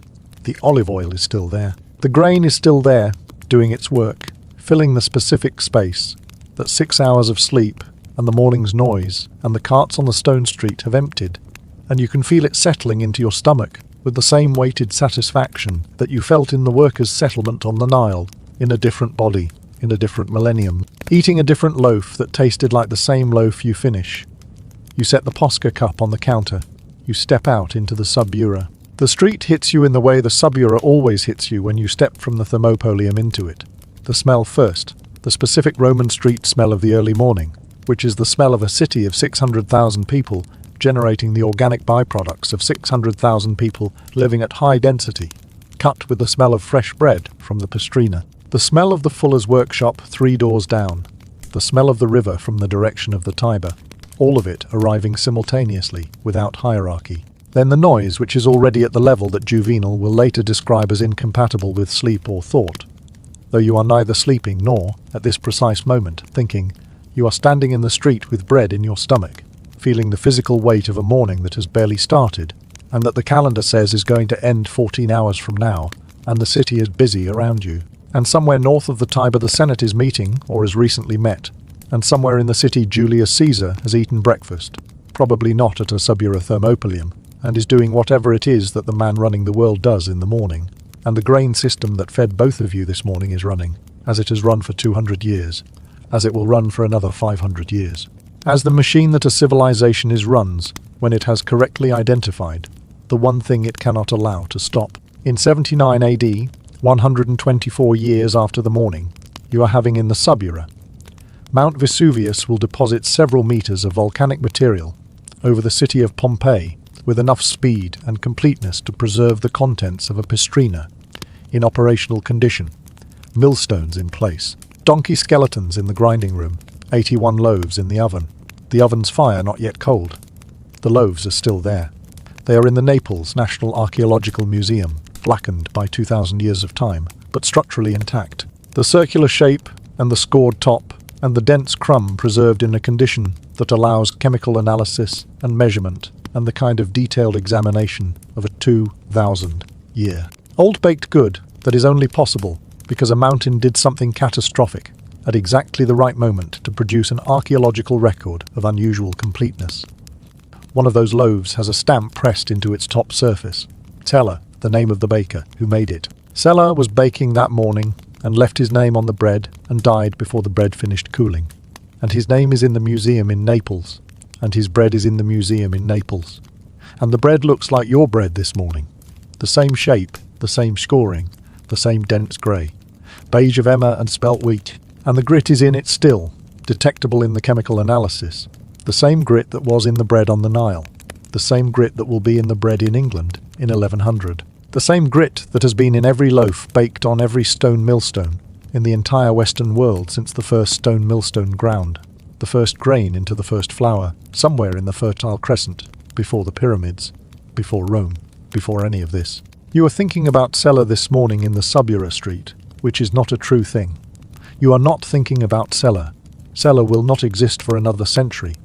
But the bread in your stomach is a thing made by someone like Cellar, named or unnamed, who started work at midnight in a flour, dusted room with donkeys, circling in the adjacent ark. And the connection between that person and this bread and your stomach runs through 2,000 years in one direction and 2,000 years in the other, an unbroken chain of grain and stone and fermentation, and the specific human labor of converting one into the other. And the chain has no gap in it, and every link looks like the one before. The bread politics of Rome in 45 BC are worth dwelling on for a moment, because they are illuminating in a way that the word illuminating does not quite capture. They are the X-ray of the thing that holds everything else together. Panem et circenses, bread and circuses. Juvenal uses the phrase in the 2nd century AD as a critique. The Roman populace has abandoned its civic responsibilities in exchange for free food and free entertainment, and the politicians who provide both have purchased a compliance that has no other price. The critique is famous. The critique is also, if you examine it from the perspective of the people receiving the bread, somewhat beside the point. The people receiving the bread are not receiving it instead of civic virtue. They are receiving it instead of starving. The choice between civic virtue and bread, presented to a person for whom bread is not metaphorical, resolves in the direction of bread, every time, without requiring the corruption of the moral faculty. It requires only the correct understanding of which thing is more important when the alternatives are having food and not having food. Juvenal understood this. At some level, the critique has the edge of a man who knows the argument he is making is not actually available to the people he is making it about, and who is making it anyway. Caesar's grain list audit, the reduction from 320,000 to 150,000, was not simply an act of fiscal management or political control. It was a statement about who was a citizen in the sense that mattered, who had the right to the city's resources, who belonged to the system in the full entitlement sense of belonging. The people removed from the list were still in Rome. They were still citizens in the legal sense. They still paid whatever taxes applied to their economic position. They had simply been told by the most powerful man in the world that they were no longer on the list of people the city had made a commitment to feed. Some of them left for the colonies Caesar established. That was partly the point. Some of them stayed and found other arrangements. The historical record does not track the individual experiences of the 170,000 people removed from the grain dole in 46 BC, because the historical record of the ancient world does not track the individual experiences of people who are not Caesar or Cicero or senators or generals. They are there in the aggregate data, the population figures, the grain consumption statistics, the records of the Hurria's output, and then they are not there. They ate bread, or they didn't, and their teeth wore flat on the grit in it, and they are in the ground somewhere under modern Rome, and their teeth are there too, and the teeth would tell you the rest of the story if you knew how to ask. You are walking through the Subura, now moving in the general direction of the day's work, and the city is doing around you what the city of Rome does at this hour, everything simultaneously, at volume. The Phylonica, the fuller's workshop, is already processing cloth with the relevant chemicals, which are urine, which is collected in pots outside the door the previous evening, which your nose has already registered as a background note in the Subura's morning smell and filed accordingly. The Popina down the side street has its counter open, and the smell of wine and fried food coming from it at an hour that says something specific about who the Subura's population is and what their schedules look like. A water carrier is threading through the foot traffic with 2 large amphorae balanced on a wooden frame, the weight of them visible in his gait. The familiar complaint of a body moving very heavy things in a direction that gravity does not want them to go. You step aside for him. He does not acknowledge this, because, acknowledging it is not part of the transaction. The bread in your stomach is doing the work that bread does when it is in your stomach, which is the quiet work of becoming energy, which is the work that everything you do today will be made of, which is the work that has been happening inside everyone, on every morning, since the first morning someone ate fermented grain paste, on a clay floor and stood up and went out into whatever day was waiting. The subura around you is the Rome that the famous Rome is built on top of, not the marble temples and the Senate House and the Forum, but the 6-story insulae and the Thermopylae and the Philoniki and the workshops and the street sellers and the 600,000 people living at a density that makes the famous parts possible by providing the labour and the commerce that the famous parts require. This Rome is grain, almost entirely. The grain that arrives at the porter's docks and moves up the Tiber and fills the Horia and disperses through the Pastrina network and emerges as bread at Thermopylae counters all over the city and lands in the stomachs of the people who are currently walking past you. This is the metabolism of Rome, the actual material cycle that sustains the city at the level below the one that gets written about. When Caesar's enemies are scheming in the Senate about what to do about Caesar, what they are ultimately scheming about is who controls this system, not the marble, the grain. The grain is always the grain. The morning's second loaf is on the Thermopylae counter when you pass it again at midday. A different loaf fresh from the Pastrina, still warm. The crust a darker brown from this batch's oven placement. The scoring pressed a little deeper in the dough. You are not buying it now. You have bread from this morning still in your cloth. But you look at it because you are, in this specific morning, in this specific script, a person who looks at bread with the attention that bread repays when you look at it this carefully. The circular shape, the scored top, the dense crumb visible at the edge where someone has broken off a piece already, the grey beige. The crust that is genuinely a crust, genuinely hard, genuinely the product of a high-temperature bake in a domed oven that has been burning since midnight. The baker who made it has flour on his hands. He had flour on his hands when he came to work, and he will have flour on his hands when he leaves. And some of that flour is always in his lungs, always in the lines of his palms, always in the fine cracks around his eyes from squinting in the bright heat of the oven's mouth. This is what the bread cost to produce. Not coins. Labour. Midnight labour. The labour of donkeys walking in circles in the dark. The labour of the people from the grain ships who unloaded the amphorae at the Emporium. The labour of the agricultural slaves on the Sicilian estates who brought the harvest in under the August sun. The bread on the counter is the end point of all of that, compressed into a circular loaf the size of a dinner plate, available for the price of a small coin, next to the self-checkout of the ancient world. You note this. You move on. The subura is busy 2 loaves in, Egypt and Rome, both sour, both gritty, both the salary and the political promise and the foundational technology. The grit in both, the same grit from the same stone, administered by the same physics of hard material, abrading soft material over time, working its way through the flour and into the bread, and out through the bread into the teeth of everyone who ate it, everywhere, always, without exception. From 2200 BC to the moment you are currently occupying, and for another 1100 years beyond it. The third loaf is still ahead of you. England, 1100 AD. The Norman conquest has just happened, 34 years ago, and the feudal system has been installed with a thoroughness that the English peasant experience of the next several centuries will have ample time to assess. The bread there is different. The bread there is worse. Not worse in the same way, worse in a new way, a specifically medieval way, a way that requires understanding the mill and who owns it and what happens to you if you try to use a different one. We are not there yet. You have time. The subura is warm and loud and full of the smell of bread and urine and the river, and your stomach is full and the sun is up and Rome is Rome. Congratulations. You have just woken up in England, in the year 1100 AD, in a village in the county that the Domesday book calls by a name you would not recognize, on a Monday morning in October, and the first thing your body tells you is that the floor is cold in a way that Egyptian clay floors and Roman wooden floors were not cold. A cold that comes up through the packed earth with the specific intention of communicating, as early in the morning as possible, that October in England is a different type of October than October anywhere else in the story you are telling. The good news is that you are a villein, a serf, technically free in some legal senses, bound to the land in all practical senses, and your cottage has a hearth and a thatched roof and a door that closes, which is more than the people in the next tier down from you have, and the harvest this autumn was adequate, which is not a neutral statement in 1100 AD England, because adequate is the difference between eating through spring and not eating through spring. The bad news is everything else, the cold, the dark, the fact that you must grind your grain at the Lord's mill, the fact that the Lord's mill charges you a percentage of your flour for the privilege of using it, the fact that the Lord has the legal right to destroy any private millstone you attempt to keep, and the fact that the bread you are about to eat this morning contains the same grit it contained in Egypt in 2200 BC, because nothing about the physics of stone grinding flour has changed in 3,000 years, and nothing will change for another 700 more. The cottage in which you have woken is a single room, which is the standard English peasant cottage of the period.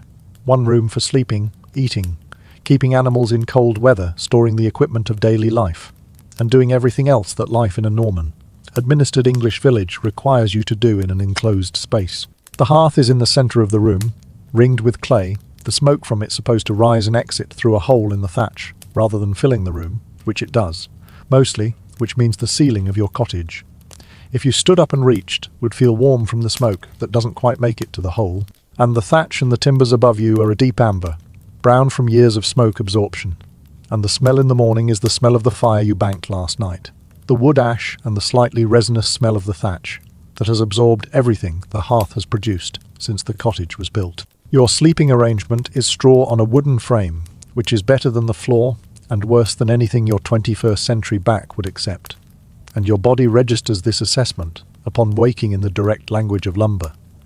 The village outside your door is already producing sound. This is the eternal feature of all the mornings in this script, the world waking before you do, or waking at the same moment from different directions, or continuing to wake in the way that a village with animals never quite stops waking. The pig, your pig, the household pig that has been inside with the family through the first cold nights, and is now occupying the corner of the room near the door, is awake and investigating the room's corners with the systematic pig thoroughness that pigs bring to investigating corners, and its investigation has reached your straw bed. You stand up. The pig relocates. Outside, the village is in the early stage of its morning.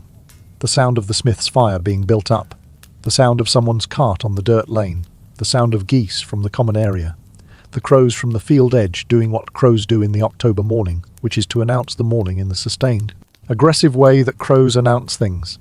The light is grey and flat, and coming from a direction that suggests cloud cover, which suggests the rest of the day's weather, which your body has already begun preparing for. Here is what the Norman conquest did to English bread, and why it matters more than it sounds like it should. In the decades following 1066, William the Conqueror's administration systematically surveyed and reorganized English landholding. The result is the Domesday Book of 1086, which is the most complete administrative survey of a medieval kingdom ever compiled, and which lists, among other things, the mills. The mills matter. Before the conquest, English villages had a complex relationship with milling that included some private grinding, hand querns, small communal millstones, arrangements that allowed a family to process its own grain without paying a percentage to a lord. The Norman administration looked at this arrangement and saw money that was currently not going to the Norman lords, and it dressed this situation with the legal mechanism of the mill monopoly. Lords received exclusive milling rights over their manorial territory. All grain grown by all serfs in the manor had to be ground at the lord's mill, at a fee called the multure, which typically ran between a 12th and a 16th of the flour produced, one measure in 12 or 16 that the miller kept as payment every time for every batch the private hand quern was made illegal. Confiscation and fines were the enforcement mechanism. The mill was not a convenience. The mill was a tax, built in stone, powered by water, running continuously, extracting a percentage of every person's daily bread from the moment the law was enacted. You carry your grain to the mill this morning. This is not optional. The Lord's mill is half a mile from the village along the track that follows the stream, and you make this walk every week or every 2 weeks, depending on the household's grain supply, carrying the sack on your shoulder, your boots leaving their print in the mud of the track that other boots have printed before yours and will print after. The track itself a record of all the compelled journeys to the same destination. The mill is a watermill.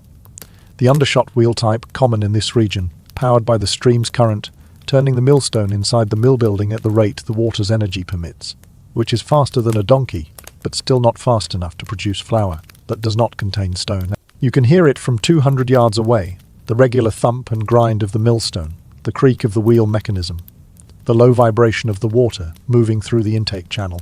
The sound is the sound of your flour being produced and your multure being extracted simultaneously, both processes running at the same speed in the same millstone, inseparable.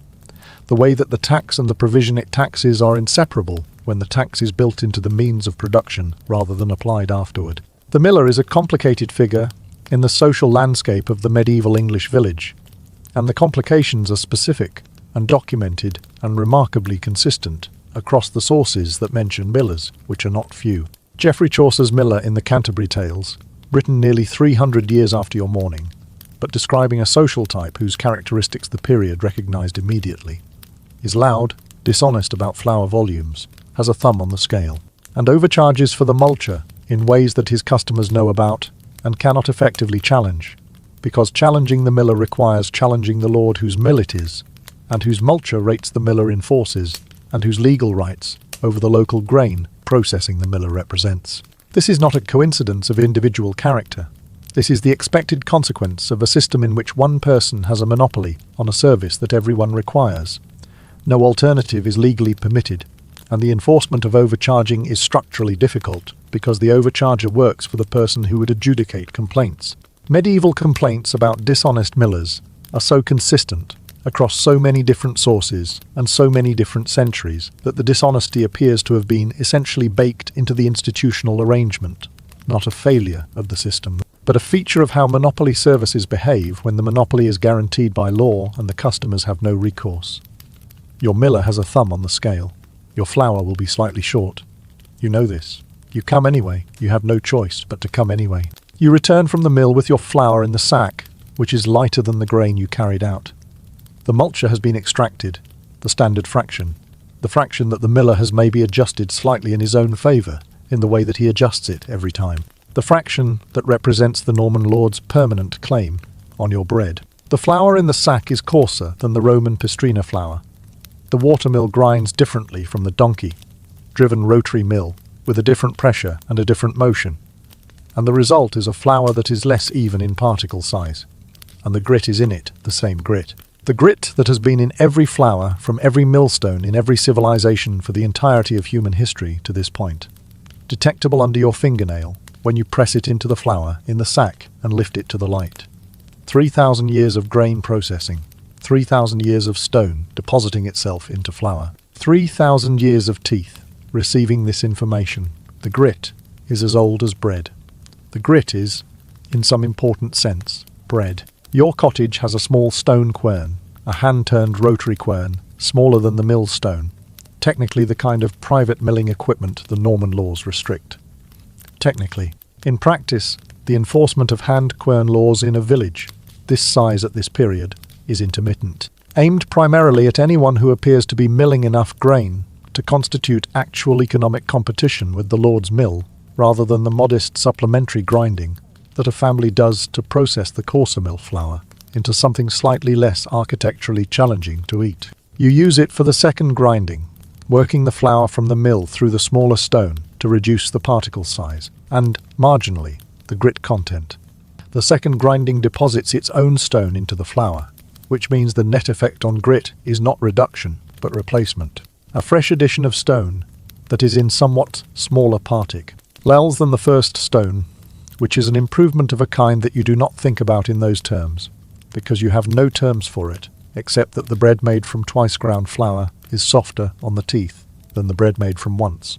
Ground flour and softer is better, and you know this empirically in the way that all bread knowledge is empirical until the 19th century. The dough you mixed this morning is heavier and darker than either the Egyptian paste or the Roman spelt bread.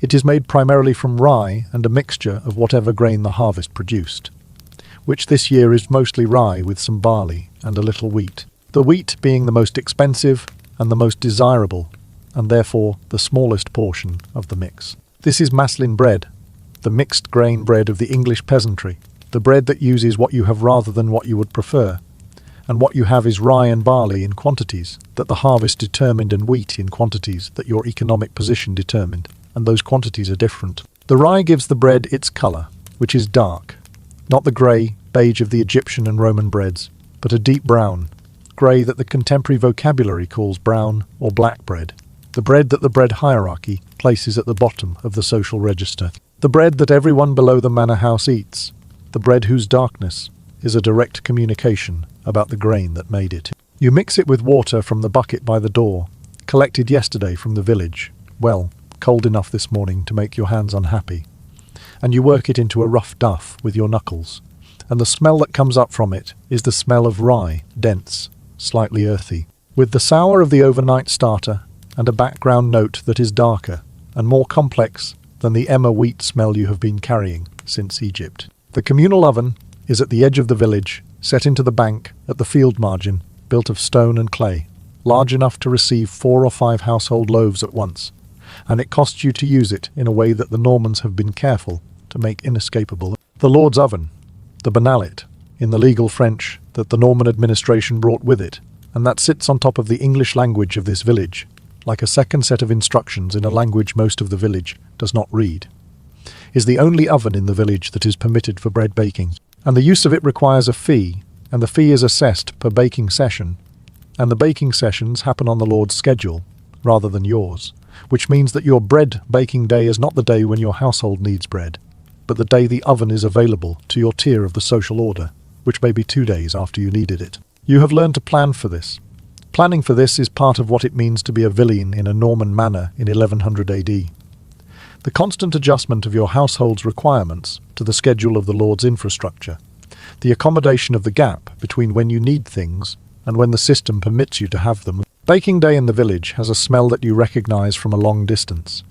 The specific smell of a large clay oven that has been heating since early morning, a smell of hot stone and ash, and the faint sweetness of the wood burning inside, which is not cooking yet but is the preparation for cooking. The oven moving from cold to hot in the 2-hour process of firing that precedes the baking. You arrive with your dough in the covered bowl, the dough that you mixed this morning and has been sitting through the early hours doing whatever the wild yeast does to rye and barley, mixed with sour starter in a cold English cottage, which is not the vigorous fermentation that warm Egyptian air produced, but a slower, more reluctant rise. The organisms working at the temperature available to them, rather than the temperature required for efficiency. The dough has risen less than it would in summer. This is normal for October. Your hands know this is normal for October. The bread made from this dough will be denser than summer bread, and denser is already the baseline. So October bread is denser than the baseline, that is already denser than anything your modern bread drawer contains. The baker, or more precisely, the man who operates the Lord's oven on the Lord's behalf and collects the oven fee, slides your loaf in on a long wooden paddle after the morning's fire has been cleared from the oven chamber. The residual heat of the cleared oven is the baking heat. The stone walls have absorbed the fire's temperature and now release it, slower and more even than direct flame. The ideal conditions for the domed clay oven that has been the standard baking technology of the Mediterranean and Northern European world since before Rome. Your loaf goes in with 3 others from the morning's bakers. The paddle withdraws.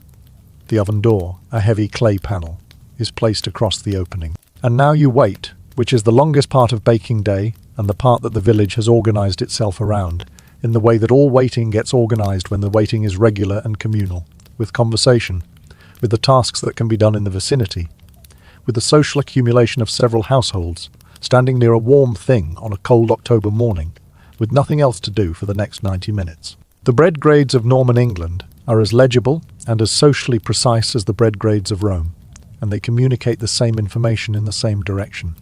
What you eat tells anyone who looks what you are. At the top of the hierarchy, manche, or white bread, made from the finest sifted wheat flour, the bread of the manor house and the castle.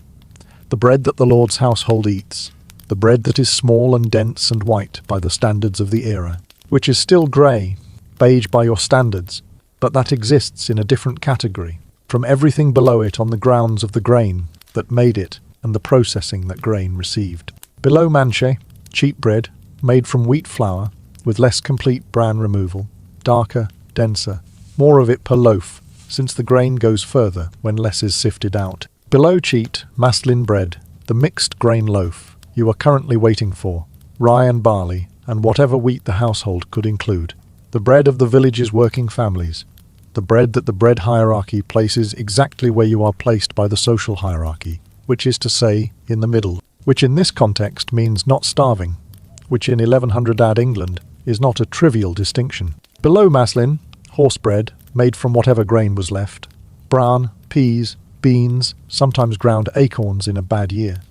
The bread of the genuinely destitute, the bread whose name communicates its status by reference to the animal it was considered appropriate for.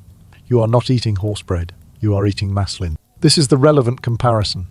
The relationship between bread grade and social position in medieval England was not aspirational in the modern sense of aspiration. It was not a ladder you climbed toward the white bread, at the top through the application of effort and virtue. The bread grade was the position. You ate the bread of your station because your station determined what grain you grew and how much you kept after the Lord's share and the church's tithe, and the mill's multure had each taken their portion. And what remained was what you baked from, and what you baked from was what you ate, and what you ate told everyone exactly what you were. The Lord ate manchet. His steward ate something close to manchet on formal occasions and closer to cheat on ordinary days. The village priest ate cheat or manchet, depending on the generosity of his living. You eat maslin, your children eat maslin, your parents ate maslin. This is not a problem that additional effort resolves. It is a structural feature of the system that distributes grain after the various parties with claims on it have exercised those claims, and the system has been designed to ensure that the hierarchy is legible and reproduced by each baking day, forever, until someone redesigns the system, which the people who benefit from the current design have no incentive to do. The tithe is the other tax that your bread carries, though you do not carry it in the grain. You paid it before the grain was your grain. The church receives 1/10 of all agricultural produce, assessed annually at harvest, payable in kind. 1/10 of your grain goes to the church before you count what you have. The Lord's share is assessed on top of what remains. The mill's multure is assessed on what you bring to the mill. The oven fee is assessed on what you bake. By the time the bread is in your hands, it has been taxed 4 times by 4 different authorities: the church, the Lord, the miller, and the oven. And what you are holding is the remainder of what was ever yours after everyone with a legal claim on your grain exercised that claim in sequence. The bread is not just bread. The bread is a tax document. The bread is a map of the power relationships of the manor, expressed in grain volume and oven fees, and you eat it every morning with the comprehensive knowledge of what it cost to produce. Not in coins, but in the percentages of everything you grew. The oven door is removed, and the baker's paddle goes in, and your loaf comes out. It is dark, darker than you expected even knowing the grain, the rye having done something to the colour in the heat that moves it from brown, grey to almost black at the crust being genuinely hard in the way that a long bake in a cooling oven produces, harder than the Roman bread's crust, harder than anything your jaw is prepared for without being prepared for it. You take it on the paddle and transfer it to your cloth and carry it in the crook of your arm down the track toward the village. It is warm against your chest through the cloth. It is heavy. It is the weight of a substantial object that is going to serve as the primary source of nutrition for your household for the next several days. And your arm knows this weight in the way that arms know important weights, registering it as real, as present, as the specific gravity of something that matters. You break the first piece on the table when you are home. The crust resists with the resistance of the genuinely hard. This is not a theatrical resistance, not the pleasant crustiness of a baguette, but the resistance of a material that has dried to something closer to stone than to bread in the modern sense. A crust that has been produced in a clay oven that lost its peak heat before the baking began, and the residual heat bake has produced a crust that is both the best feature of this bread. It keeps, it does not spoil. It is the preservation mechanism of a household that cannot afford spoilage, and the most demanding feature for any jaw that meets it unprepared. Your jaw is prepared.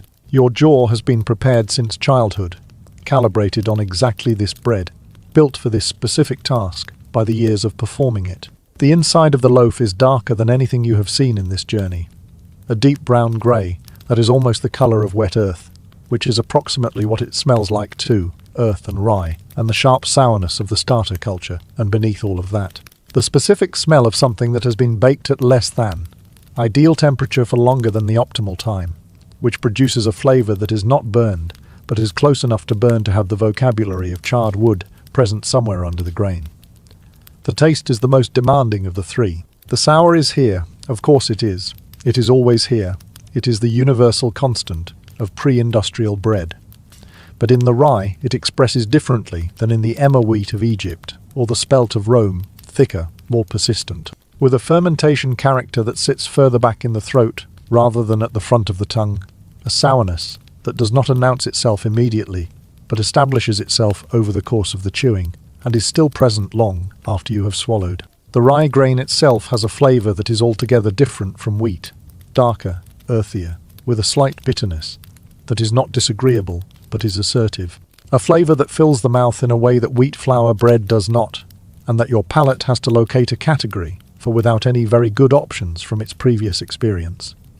Under everything, the grit, the same grit. 3,000 years later, the same grit that wore down the teeth of the pyramid builders, that the Subura bakers' donkeys deposited into the Roman loaves, still present in the Maslin bread of 1100 AD England, still doing the same thing to the same teeth, will do it for another 700 years in this country, before anyone develops the technology to stop it. Your teeth manage it the same way all the teeth before yours managed it. One side. Don't dwell, swallow past. It is fine. It has always been fine. It is the bread of your life, and the bread of everyone you know, and the bread of this morning. And the morning is cold and dark, and the pig is in the corner, and the hearth is warm, and you eat. The assize of bread was a piece of English legislation, first formally enacted in 1266, a century and a half after the morning you have been sitting in. And it is one of the most detailed and practically minded pieces of consumer protection legislation in the medieval world. And what it reveals about the bread situation in medieval England is not that the bread situation was being improved, but that it had become sufficiently bad, in sufficiently consistent ways that the government felt it was worth codifying exactly how bad it was permitted to be. The assize regulated the price, weight, and quality of bread sold by professional bakers, setting standards for each grade and providing enforcement mechanisms for violations. The enforcement mechanism for a baker caught selling short-weight bread was, depending on the jurisdiction and the severity of the offence, a fine, a period in the pillory, or, and this is the detail that the sources record with a consistency, suggesting it was actually carried out rather than merely threatened, being dragged through the streets, on a hurdle or drawn on a hurdle through the mud, with the short-weight loaf tied around the baker's neck, the deficient bread displayed on the deficient baker's body as the specific illustration of the offence. This was a public procedure, conducted at a time and in a way that maximised its audience. It was not subtle. Medieval consumer protection was not subtle. The baker's dozen, the tradition of providing 13 items when a customer buys 12, is a direct consequence of the assize of bread and the anxieties it produced in professional bakers. The short-weight penalties were severe enough that bakers who sold bread developed the practice of adding an extra loaf per dozen sold, not as generosity, but as margin. The 13th loaf was insurance against the possibility that any one of the 12 might be slightly light, ensuring that the total weight of the transaction met the assize's requirements, even if individual loaves varied. This practice became sufficiently standard that the vocabulary absorbed it. A baker's dozen became a phrase that the English language adopted and carries to this day, in your own time, in the mouths of people who have no idea that it originated as a risk management strategy against being dragged through the streets with bread around your neck. Language is full of things like this, the sediment of practical anxieties from a world that no longer exists, preserved in idiom, long after the anxiety became unnecessary. You are a baker in a market town. This is a slight adjustment to your position, a step up from the village villain, a step into the specific vulnerability of the professional bread seller. You bake bread to sell. You bake 3 grades, manche, cheat, and maslin. The manche you make from sifted wheat flour that cost you more per unit than the grain your customers can grow, which means your margin on mancha is tight, and the temptation to make the loaves slightly smaller than the assize specifies is a temptation that the economics of the situation create whether or not you intend to yield to it. The cheap bread is your volume product. This is what most of your customers buy most days. This is the bread that fills the basket of the merchant's household, and the craftsman's family, and the middle tiers of the town. The maslin is your cheapest line, made from whatever mixed grain the local farms produce, heavy and dark, sold to the people who cannot afford cheat. Each grade has a specified weight per unit at a specified price, and the price is tied to the current market price of grain, which the assize recalculates periodically, and the weight is not negotiable, and the inspector comes. The inspector comes on behalf of the town authorities. In larger towns, the guild structure, which regulates the baker's trade with the specific thoroughness of a guild that knows its members have the opportunity and the motive to defraud their customers, and that has decided the collective reputation of the trade is worth protecting by ensuring that the fraud, when it happens quietly rather than publicly enough to attract a size enforcement. The inspector has weights. The inspector has scales. The inspector has a piece of paper with the current assize specifications for each bread grade. He weighs your bread at the counter and he writes the result in a record. And if the result does not meet the specification, the conversation proceeds in one of two directions, neither of which is the direction you want it to go. You have 13 loaves on the counter. You have had 13 loaves on the counter every morning for 3 years. The 13th loaf is the one that ensures the inspector's scales, when he adds up the morning's total, finds enough bread to satisfy the specification, even if individual loaves varied in the mixing and the baking in ways that the specification does not account for, but the enforcement does not distinguish. You have never been dragged through the street. You have baked 13 every morning for 3 years to ensure this continues to be true.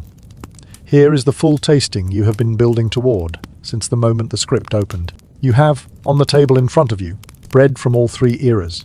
Or rather, you are the person who has eaten from all 3 eras, who has carried the flavor and texture of each loaf forward through the script to this moment. And what you know now is the complete comparative picture that no single person in human history before you has ever possessed. The Egyptian flatbread, eaten at dawn on the Nile with a hollow reed, sour, gritty, dense, warm, made from emmer wheat ground on a sandstone saddle, querned by someone kneeling before dawn, fermented in a clay bowl that carries the culture of all the previous batches. The Roman bread, a segment broken from the Subura Thermopolium's morning delivery, sour, gritty, the same sour and the same grit, but in a body of denser grain with olive oil worked through it, and a real crust from a domed oven. The product of a donkey's midnight labour, and a pistrina that ran from the second hour of the night until noon. The English maslin, dark and heavy from the communal oven on the October morning, sour, gritty, the rye's earthier flavour, and the crust that is harder than either of the previous two. The product of a grain allocation depleted by the church's tithe and the Lord's share and the mill's multure. What is the same in all 3? The sour, produced by the wild lactobacilli that live in every starter culture, in every country, in every century of the pre-industrial world, present in every loaf baked before Louis Pasteur named them in 1857, present in every loaf baked by every hand that ever made bread, until the isolation of commercial yeast strains removed them from the process in the 1860s. The sourness that every human being who ate bread for 10,000 years tasted every morning of their lives, without knowing it was a microorganism doing it, or that it could ever be otherwise. The same sour, from Egypt to Rome to England, consistent and unbroken. And the grit, the same grit, also consistent and unbroken. The millstone's permanent contribution to the flour, the mineral tax that the stone extracts from every batch it processes, the abrasive that wore every pair of lower-class teeth, from every pre-industrial culture in the Western world to flat grinding surfaces before the person they belonged to reached middle age. The grit connects the 3 loaves across 3,000 years the way the sourness connects them, not as a variable, not as something that some eras managed and others did not, but as a constant, a fixed feature of the bread that the physics of grinding stone against grain produces, and that no amount of care or skill or administrative sophistication can remove until the technology changes. What is different? The grain, and the social world that determined which grain was available to whom. Emmer wheat in Egypt, the grain of the Nile floodplain, the grain of the state granary system, distributed as wages in a world where wages and bread were the same word. Spelt and emmer in Rome, the grains of the Mediterranean breadbasket system, processed at industrial scale, distributed through a state welfare program that was simultaneously a political mechanism for managing the urban population's loyalty to whoever controlled the grain supply. Rye and barley and a little wheat in England, the grains that survived the Norman distribution of agricultural land, depleted by 4 different tax systems before they reached the household that grew them, mixed in the proportions that what remained after taxation permitted, rather than the proportions that good bread required. 3 grains, 3 social systems, 3 different modes of extracting value from the people who ate the bread. The bread was not the same. The bread was the same. Both of these things are true, which is the way historical truth usually presents itself, not as a single clean statement, but as a compound condition in which the constants and the variables are tangled together, and the tangling is the point. Your 13 loaves are on the counter. The morning light is coming through the window that faces the market square, the same flat October grey that was on the village when you woke, and the square is beginning to fill with the early activity of a market day. The stall setters, the vendors, the animals on their way somewhere, the comprehensive noise and smell of a medieval English market town doing its Tuesday morning business. You are behind the counter. The bread is warm. The sourness is in the air of the bakery, in the specific way that it is always in the air of any bakery that uses wild fermentation starters. Sharp, yeasty, faintly alcoholic. The smell of live organisms that have been eating grain since yesterday evening and producing acid and gas and warmth in the dough. The smell that is so completely the smell of bread that anyone who walks into the bakery from the street identifies it immediately as the smell of bread, even though what they are smelling is the metabolic byproduct of billions of bacteria, which is the kind of fact that the 19th century will find fascinating and that the 11th century simply finds normal. You are normal. The bread is normal. The inspector has not arrived. This is, for this morning, the definition of success. The bread will be gone by midday. The loaves will move across the counter in exchange for coins, and the coins will go toward the next batch of grain, and the grain will come from the market, where the prices are set by the same forces they have always been set by: the harvest, the weather, the Lord's grain surplus or deficit, the distance the grain has travelled, the number of middlemen it has passed through. The cycle is the cycle. The bread feeds the town. The town pays for the bread. The grain feeds the baker. The baker grinds the grain. The mill grinds the grain first and keeps its fraction. The Lord owns the mill and keeps his fraction. The church takes its tithe before any of this. And somewhere at the beginning of this chain, a person who grew the grain is eating their maslin loaf at a cottage table with a pig in the corner and October coming in under the door. And the bread in their hands is sour and gritty and dense and dark. And it is filling them up for the work that the day requires. And the work that the day requires is the work that has been required every day in this country, since the first person broke ground in this valley and planted grain in the dark earth. And the earth is still here, and the grain is still here, and the bread is still here.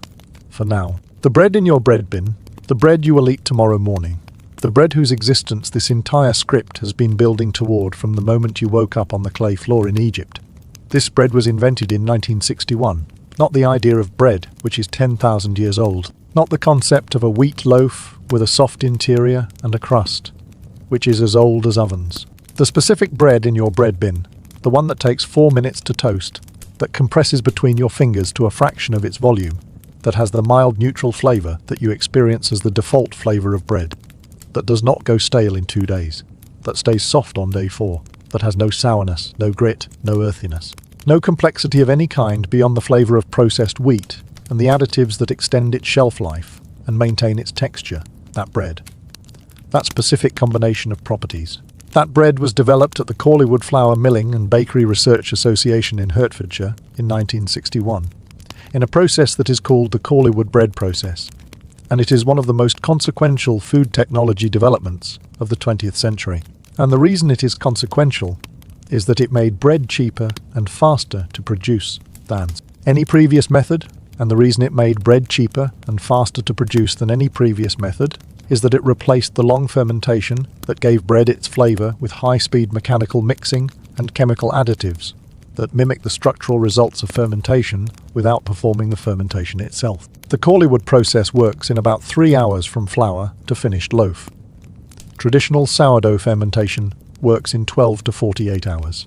The 3-hour version is cheaper, more predictable, more scalable, and produces a bread that the British public in 1961, having grown up on mild commercial yeast bread and having no cultural memory of what bread tasted like before the Victorian era's commercial yeast revolution, accepted immediately as bread and continues to accept as bread because this is what bread has tasted like for their entire lives and the lives of everyone they know. The Chorleywood process produces 80% of the bread sold in the United Kingdom today. The bread in your bread bin is almost certainly a Chorleywood loaf. It has never been in contact with a wild fermentation starter. It has never sat in a clay bowl overnight while lactobacilli worked through it.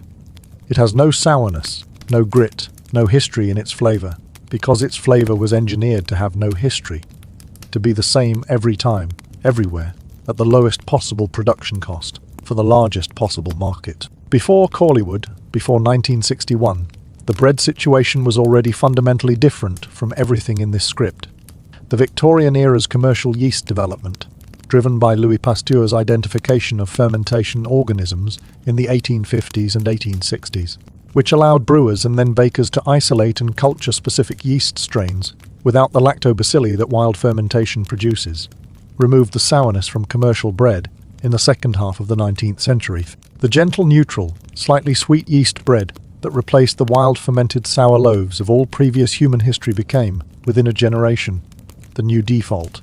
The bread that people who were born after 1880 grew up with, the bread they thought of as bread, the bread against which they measured everything else. In one human generation, the flavour that every person on Earth had eaten every day for 10,000 years was replaced with a different flavour, and the new flavour was understood as the correct one, and the old flavour became artisanal, optional, weekend market, a deliberate choice rather than the only available state.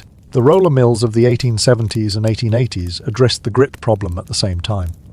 The millstone, whether saddle quern, donkey, driven rotary mill, or water mill, had deposited itself into flour for 10,000 years because the physics of stone grinding stone required it. The steel roller mill, developed in Hungary and spreading across Europe and America in the 1870s, replaced stone with steel rollers that ground grain between metal surfaces and produced flour without mineral contamination. The transition from millstone to roller mill took approximately 2 decades in Britain. By 1890, the flat, worn teeth problem, the systematic dental destruction that the skeletal record documents from Egypt to Rome to medieval England to every pre-industrial society that ate ground grain, was over, not managed. Over. The last generation of British people to eat stone, ground bread, as their daily staple had already eaten it. Their grandchildren ate roller, milled flour, and their teeth wore down at the rate that teeth wear down when they are not grinding stone with every meal, which is slowly, which is the rate your teeth are wearing down right now, which you have never thought about and do not need to think about, because the problem was solved before you were born, and you inherited the solution along with the bread. You are lying down now. It is late. The script is nearly done. Your body has been in the same position long enough that the position has become comfortable in the specific way that late. Night comfortable means the particular arrangement of your limbs that you will not notice until you move, when you will briefly notice it and then not notice it again for another hour. The bread you ate today, whether toast this morning or a sandwich at lunch or whatever form it took, is already digested, already incorporated into the energy your body spent on the day, already gone in the way that meals go when they go from food to history. The bread bin in your kitchen contains whatever it contains. A soft loaf in its plastic sleeve, probably, the kind that stays soft for 4 days, the kind that toasts in 4 minutes, the kind that has no sourness and no grit, and the mild flavour that you experience as the natural obvious. Neutral flavour of bread, because it is the flavour you grew up with, because it is the flavour everyone you know grew up with, because it has been this flavour since 1961 at the latest and the Victorian yeast revolution before that, and the neutrality of it is a recent invention. And the invention was engineered by food scientists in Hertfordshire 65 years ago to maximise production efficiency, and none of this is on the label. Here is what the bread in your bread bin does not contain that every loaf of bread for 10,000 years before yours contained. It does not contain the sourness of wild fermentation, the lactobacilli acid, the sharpness that was present in every pre-industrial loaf ever baked, from the Nile to the Subura to the October village in Norman England. It does not contain the grit, the mineral deposit of stone against stone, the flat, worn teeth tax that the physics of millstone milling assessed on every person who ate bread before the steel roller mill arrived in the 1870s. It does not contain the earthiness of emmer or spelt or rye, those older grain varieties with their mineral flavours and their complex protein structures, replaced by the modern high-yield wheat strains, bred for soft white flour production, and not for anything else.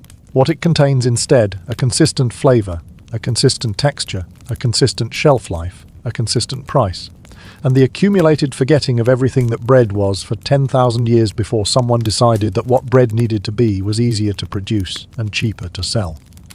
This is not a complaint. This is the history. The history is that the bread in your bread bin is the end point of 10,000 years of human beings trying to make bread better. And they succeeded. And what they produced is the thing that you do not think about when you put it in the toaster.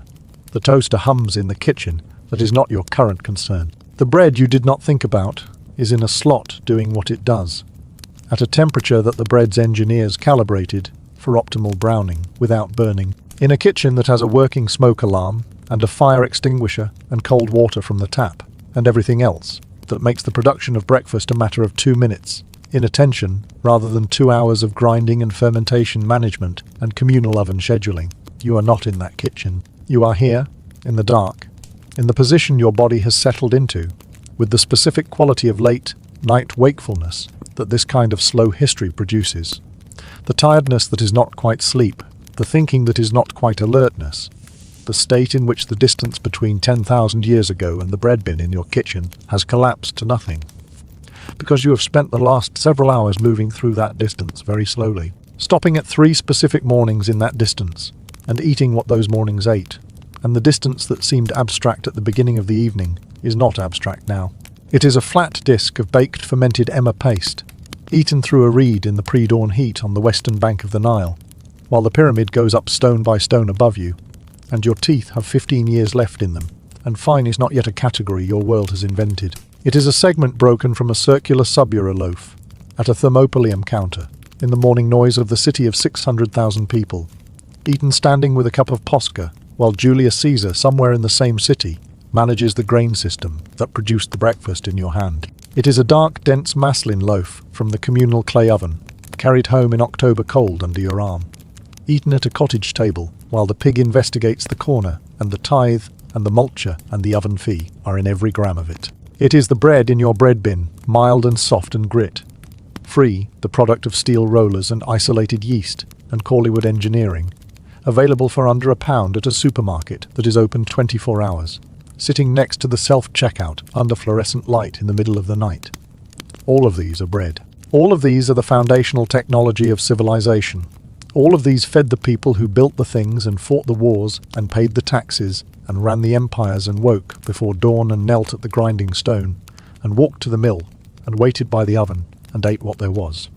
The bread is the same bread. The bread has always been the same bread. The bread is 10,000 years of the same decision, made every morning by every person in every culture that ever discovered that grass seeds could be ground and heated and eaten. The decision to turn the grain into the bread, to do whatever the day required to make that happen, to eat it and go out into whatever the day was. Tomorrow morning you will put your bread in the toaster, and it will come out warm and mild and soft and ready in 4 minutes.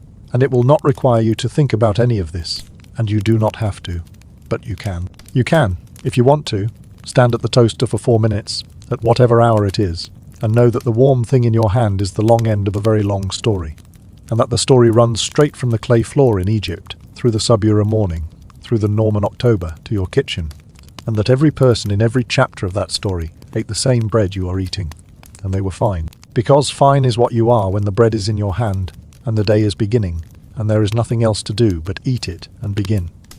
You are almost asleep. The script has been going long enough that the warmth behind your eyes is the warmth of the end of the evening, the specific quality of tiredness that has moved past urgency into something slower and softer.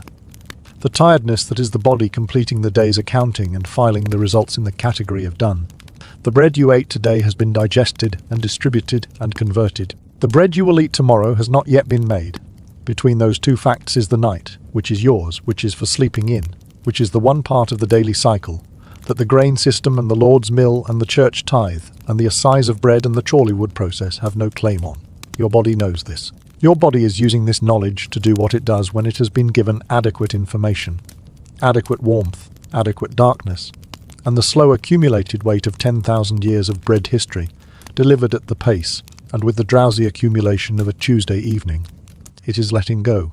It is easing down. It is becoming the specific quality of heavy that a body becomes at the end of a long journey through history, when the history has been thorough, and the journey has been careful, and the night outside is whatever it is, dark, quiet. The same dark that was outside the cottage window in 1100, and the same dark that was outside the insula in Rome, and the same dark that was over the Nile at 4 in the morning, when the workers woke, and the fires were lit, and the day began again. The day does not begin again yet. Not yet. Sleep now.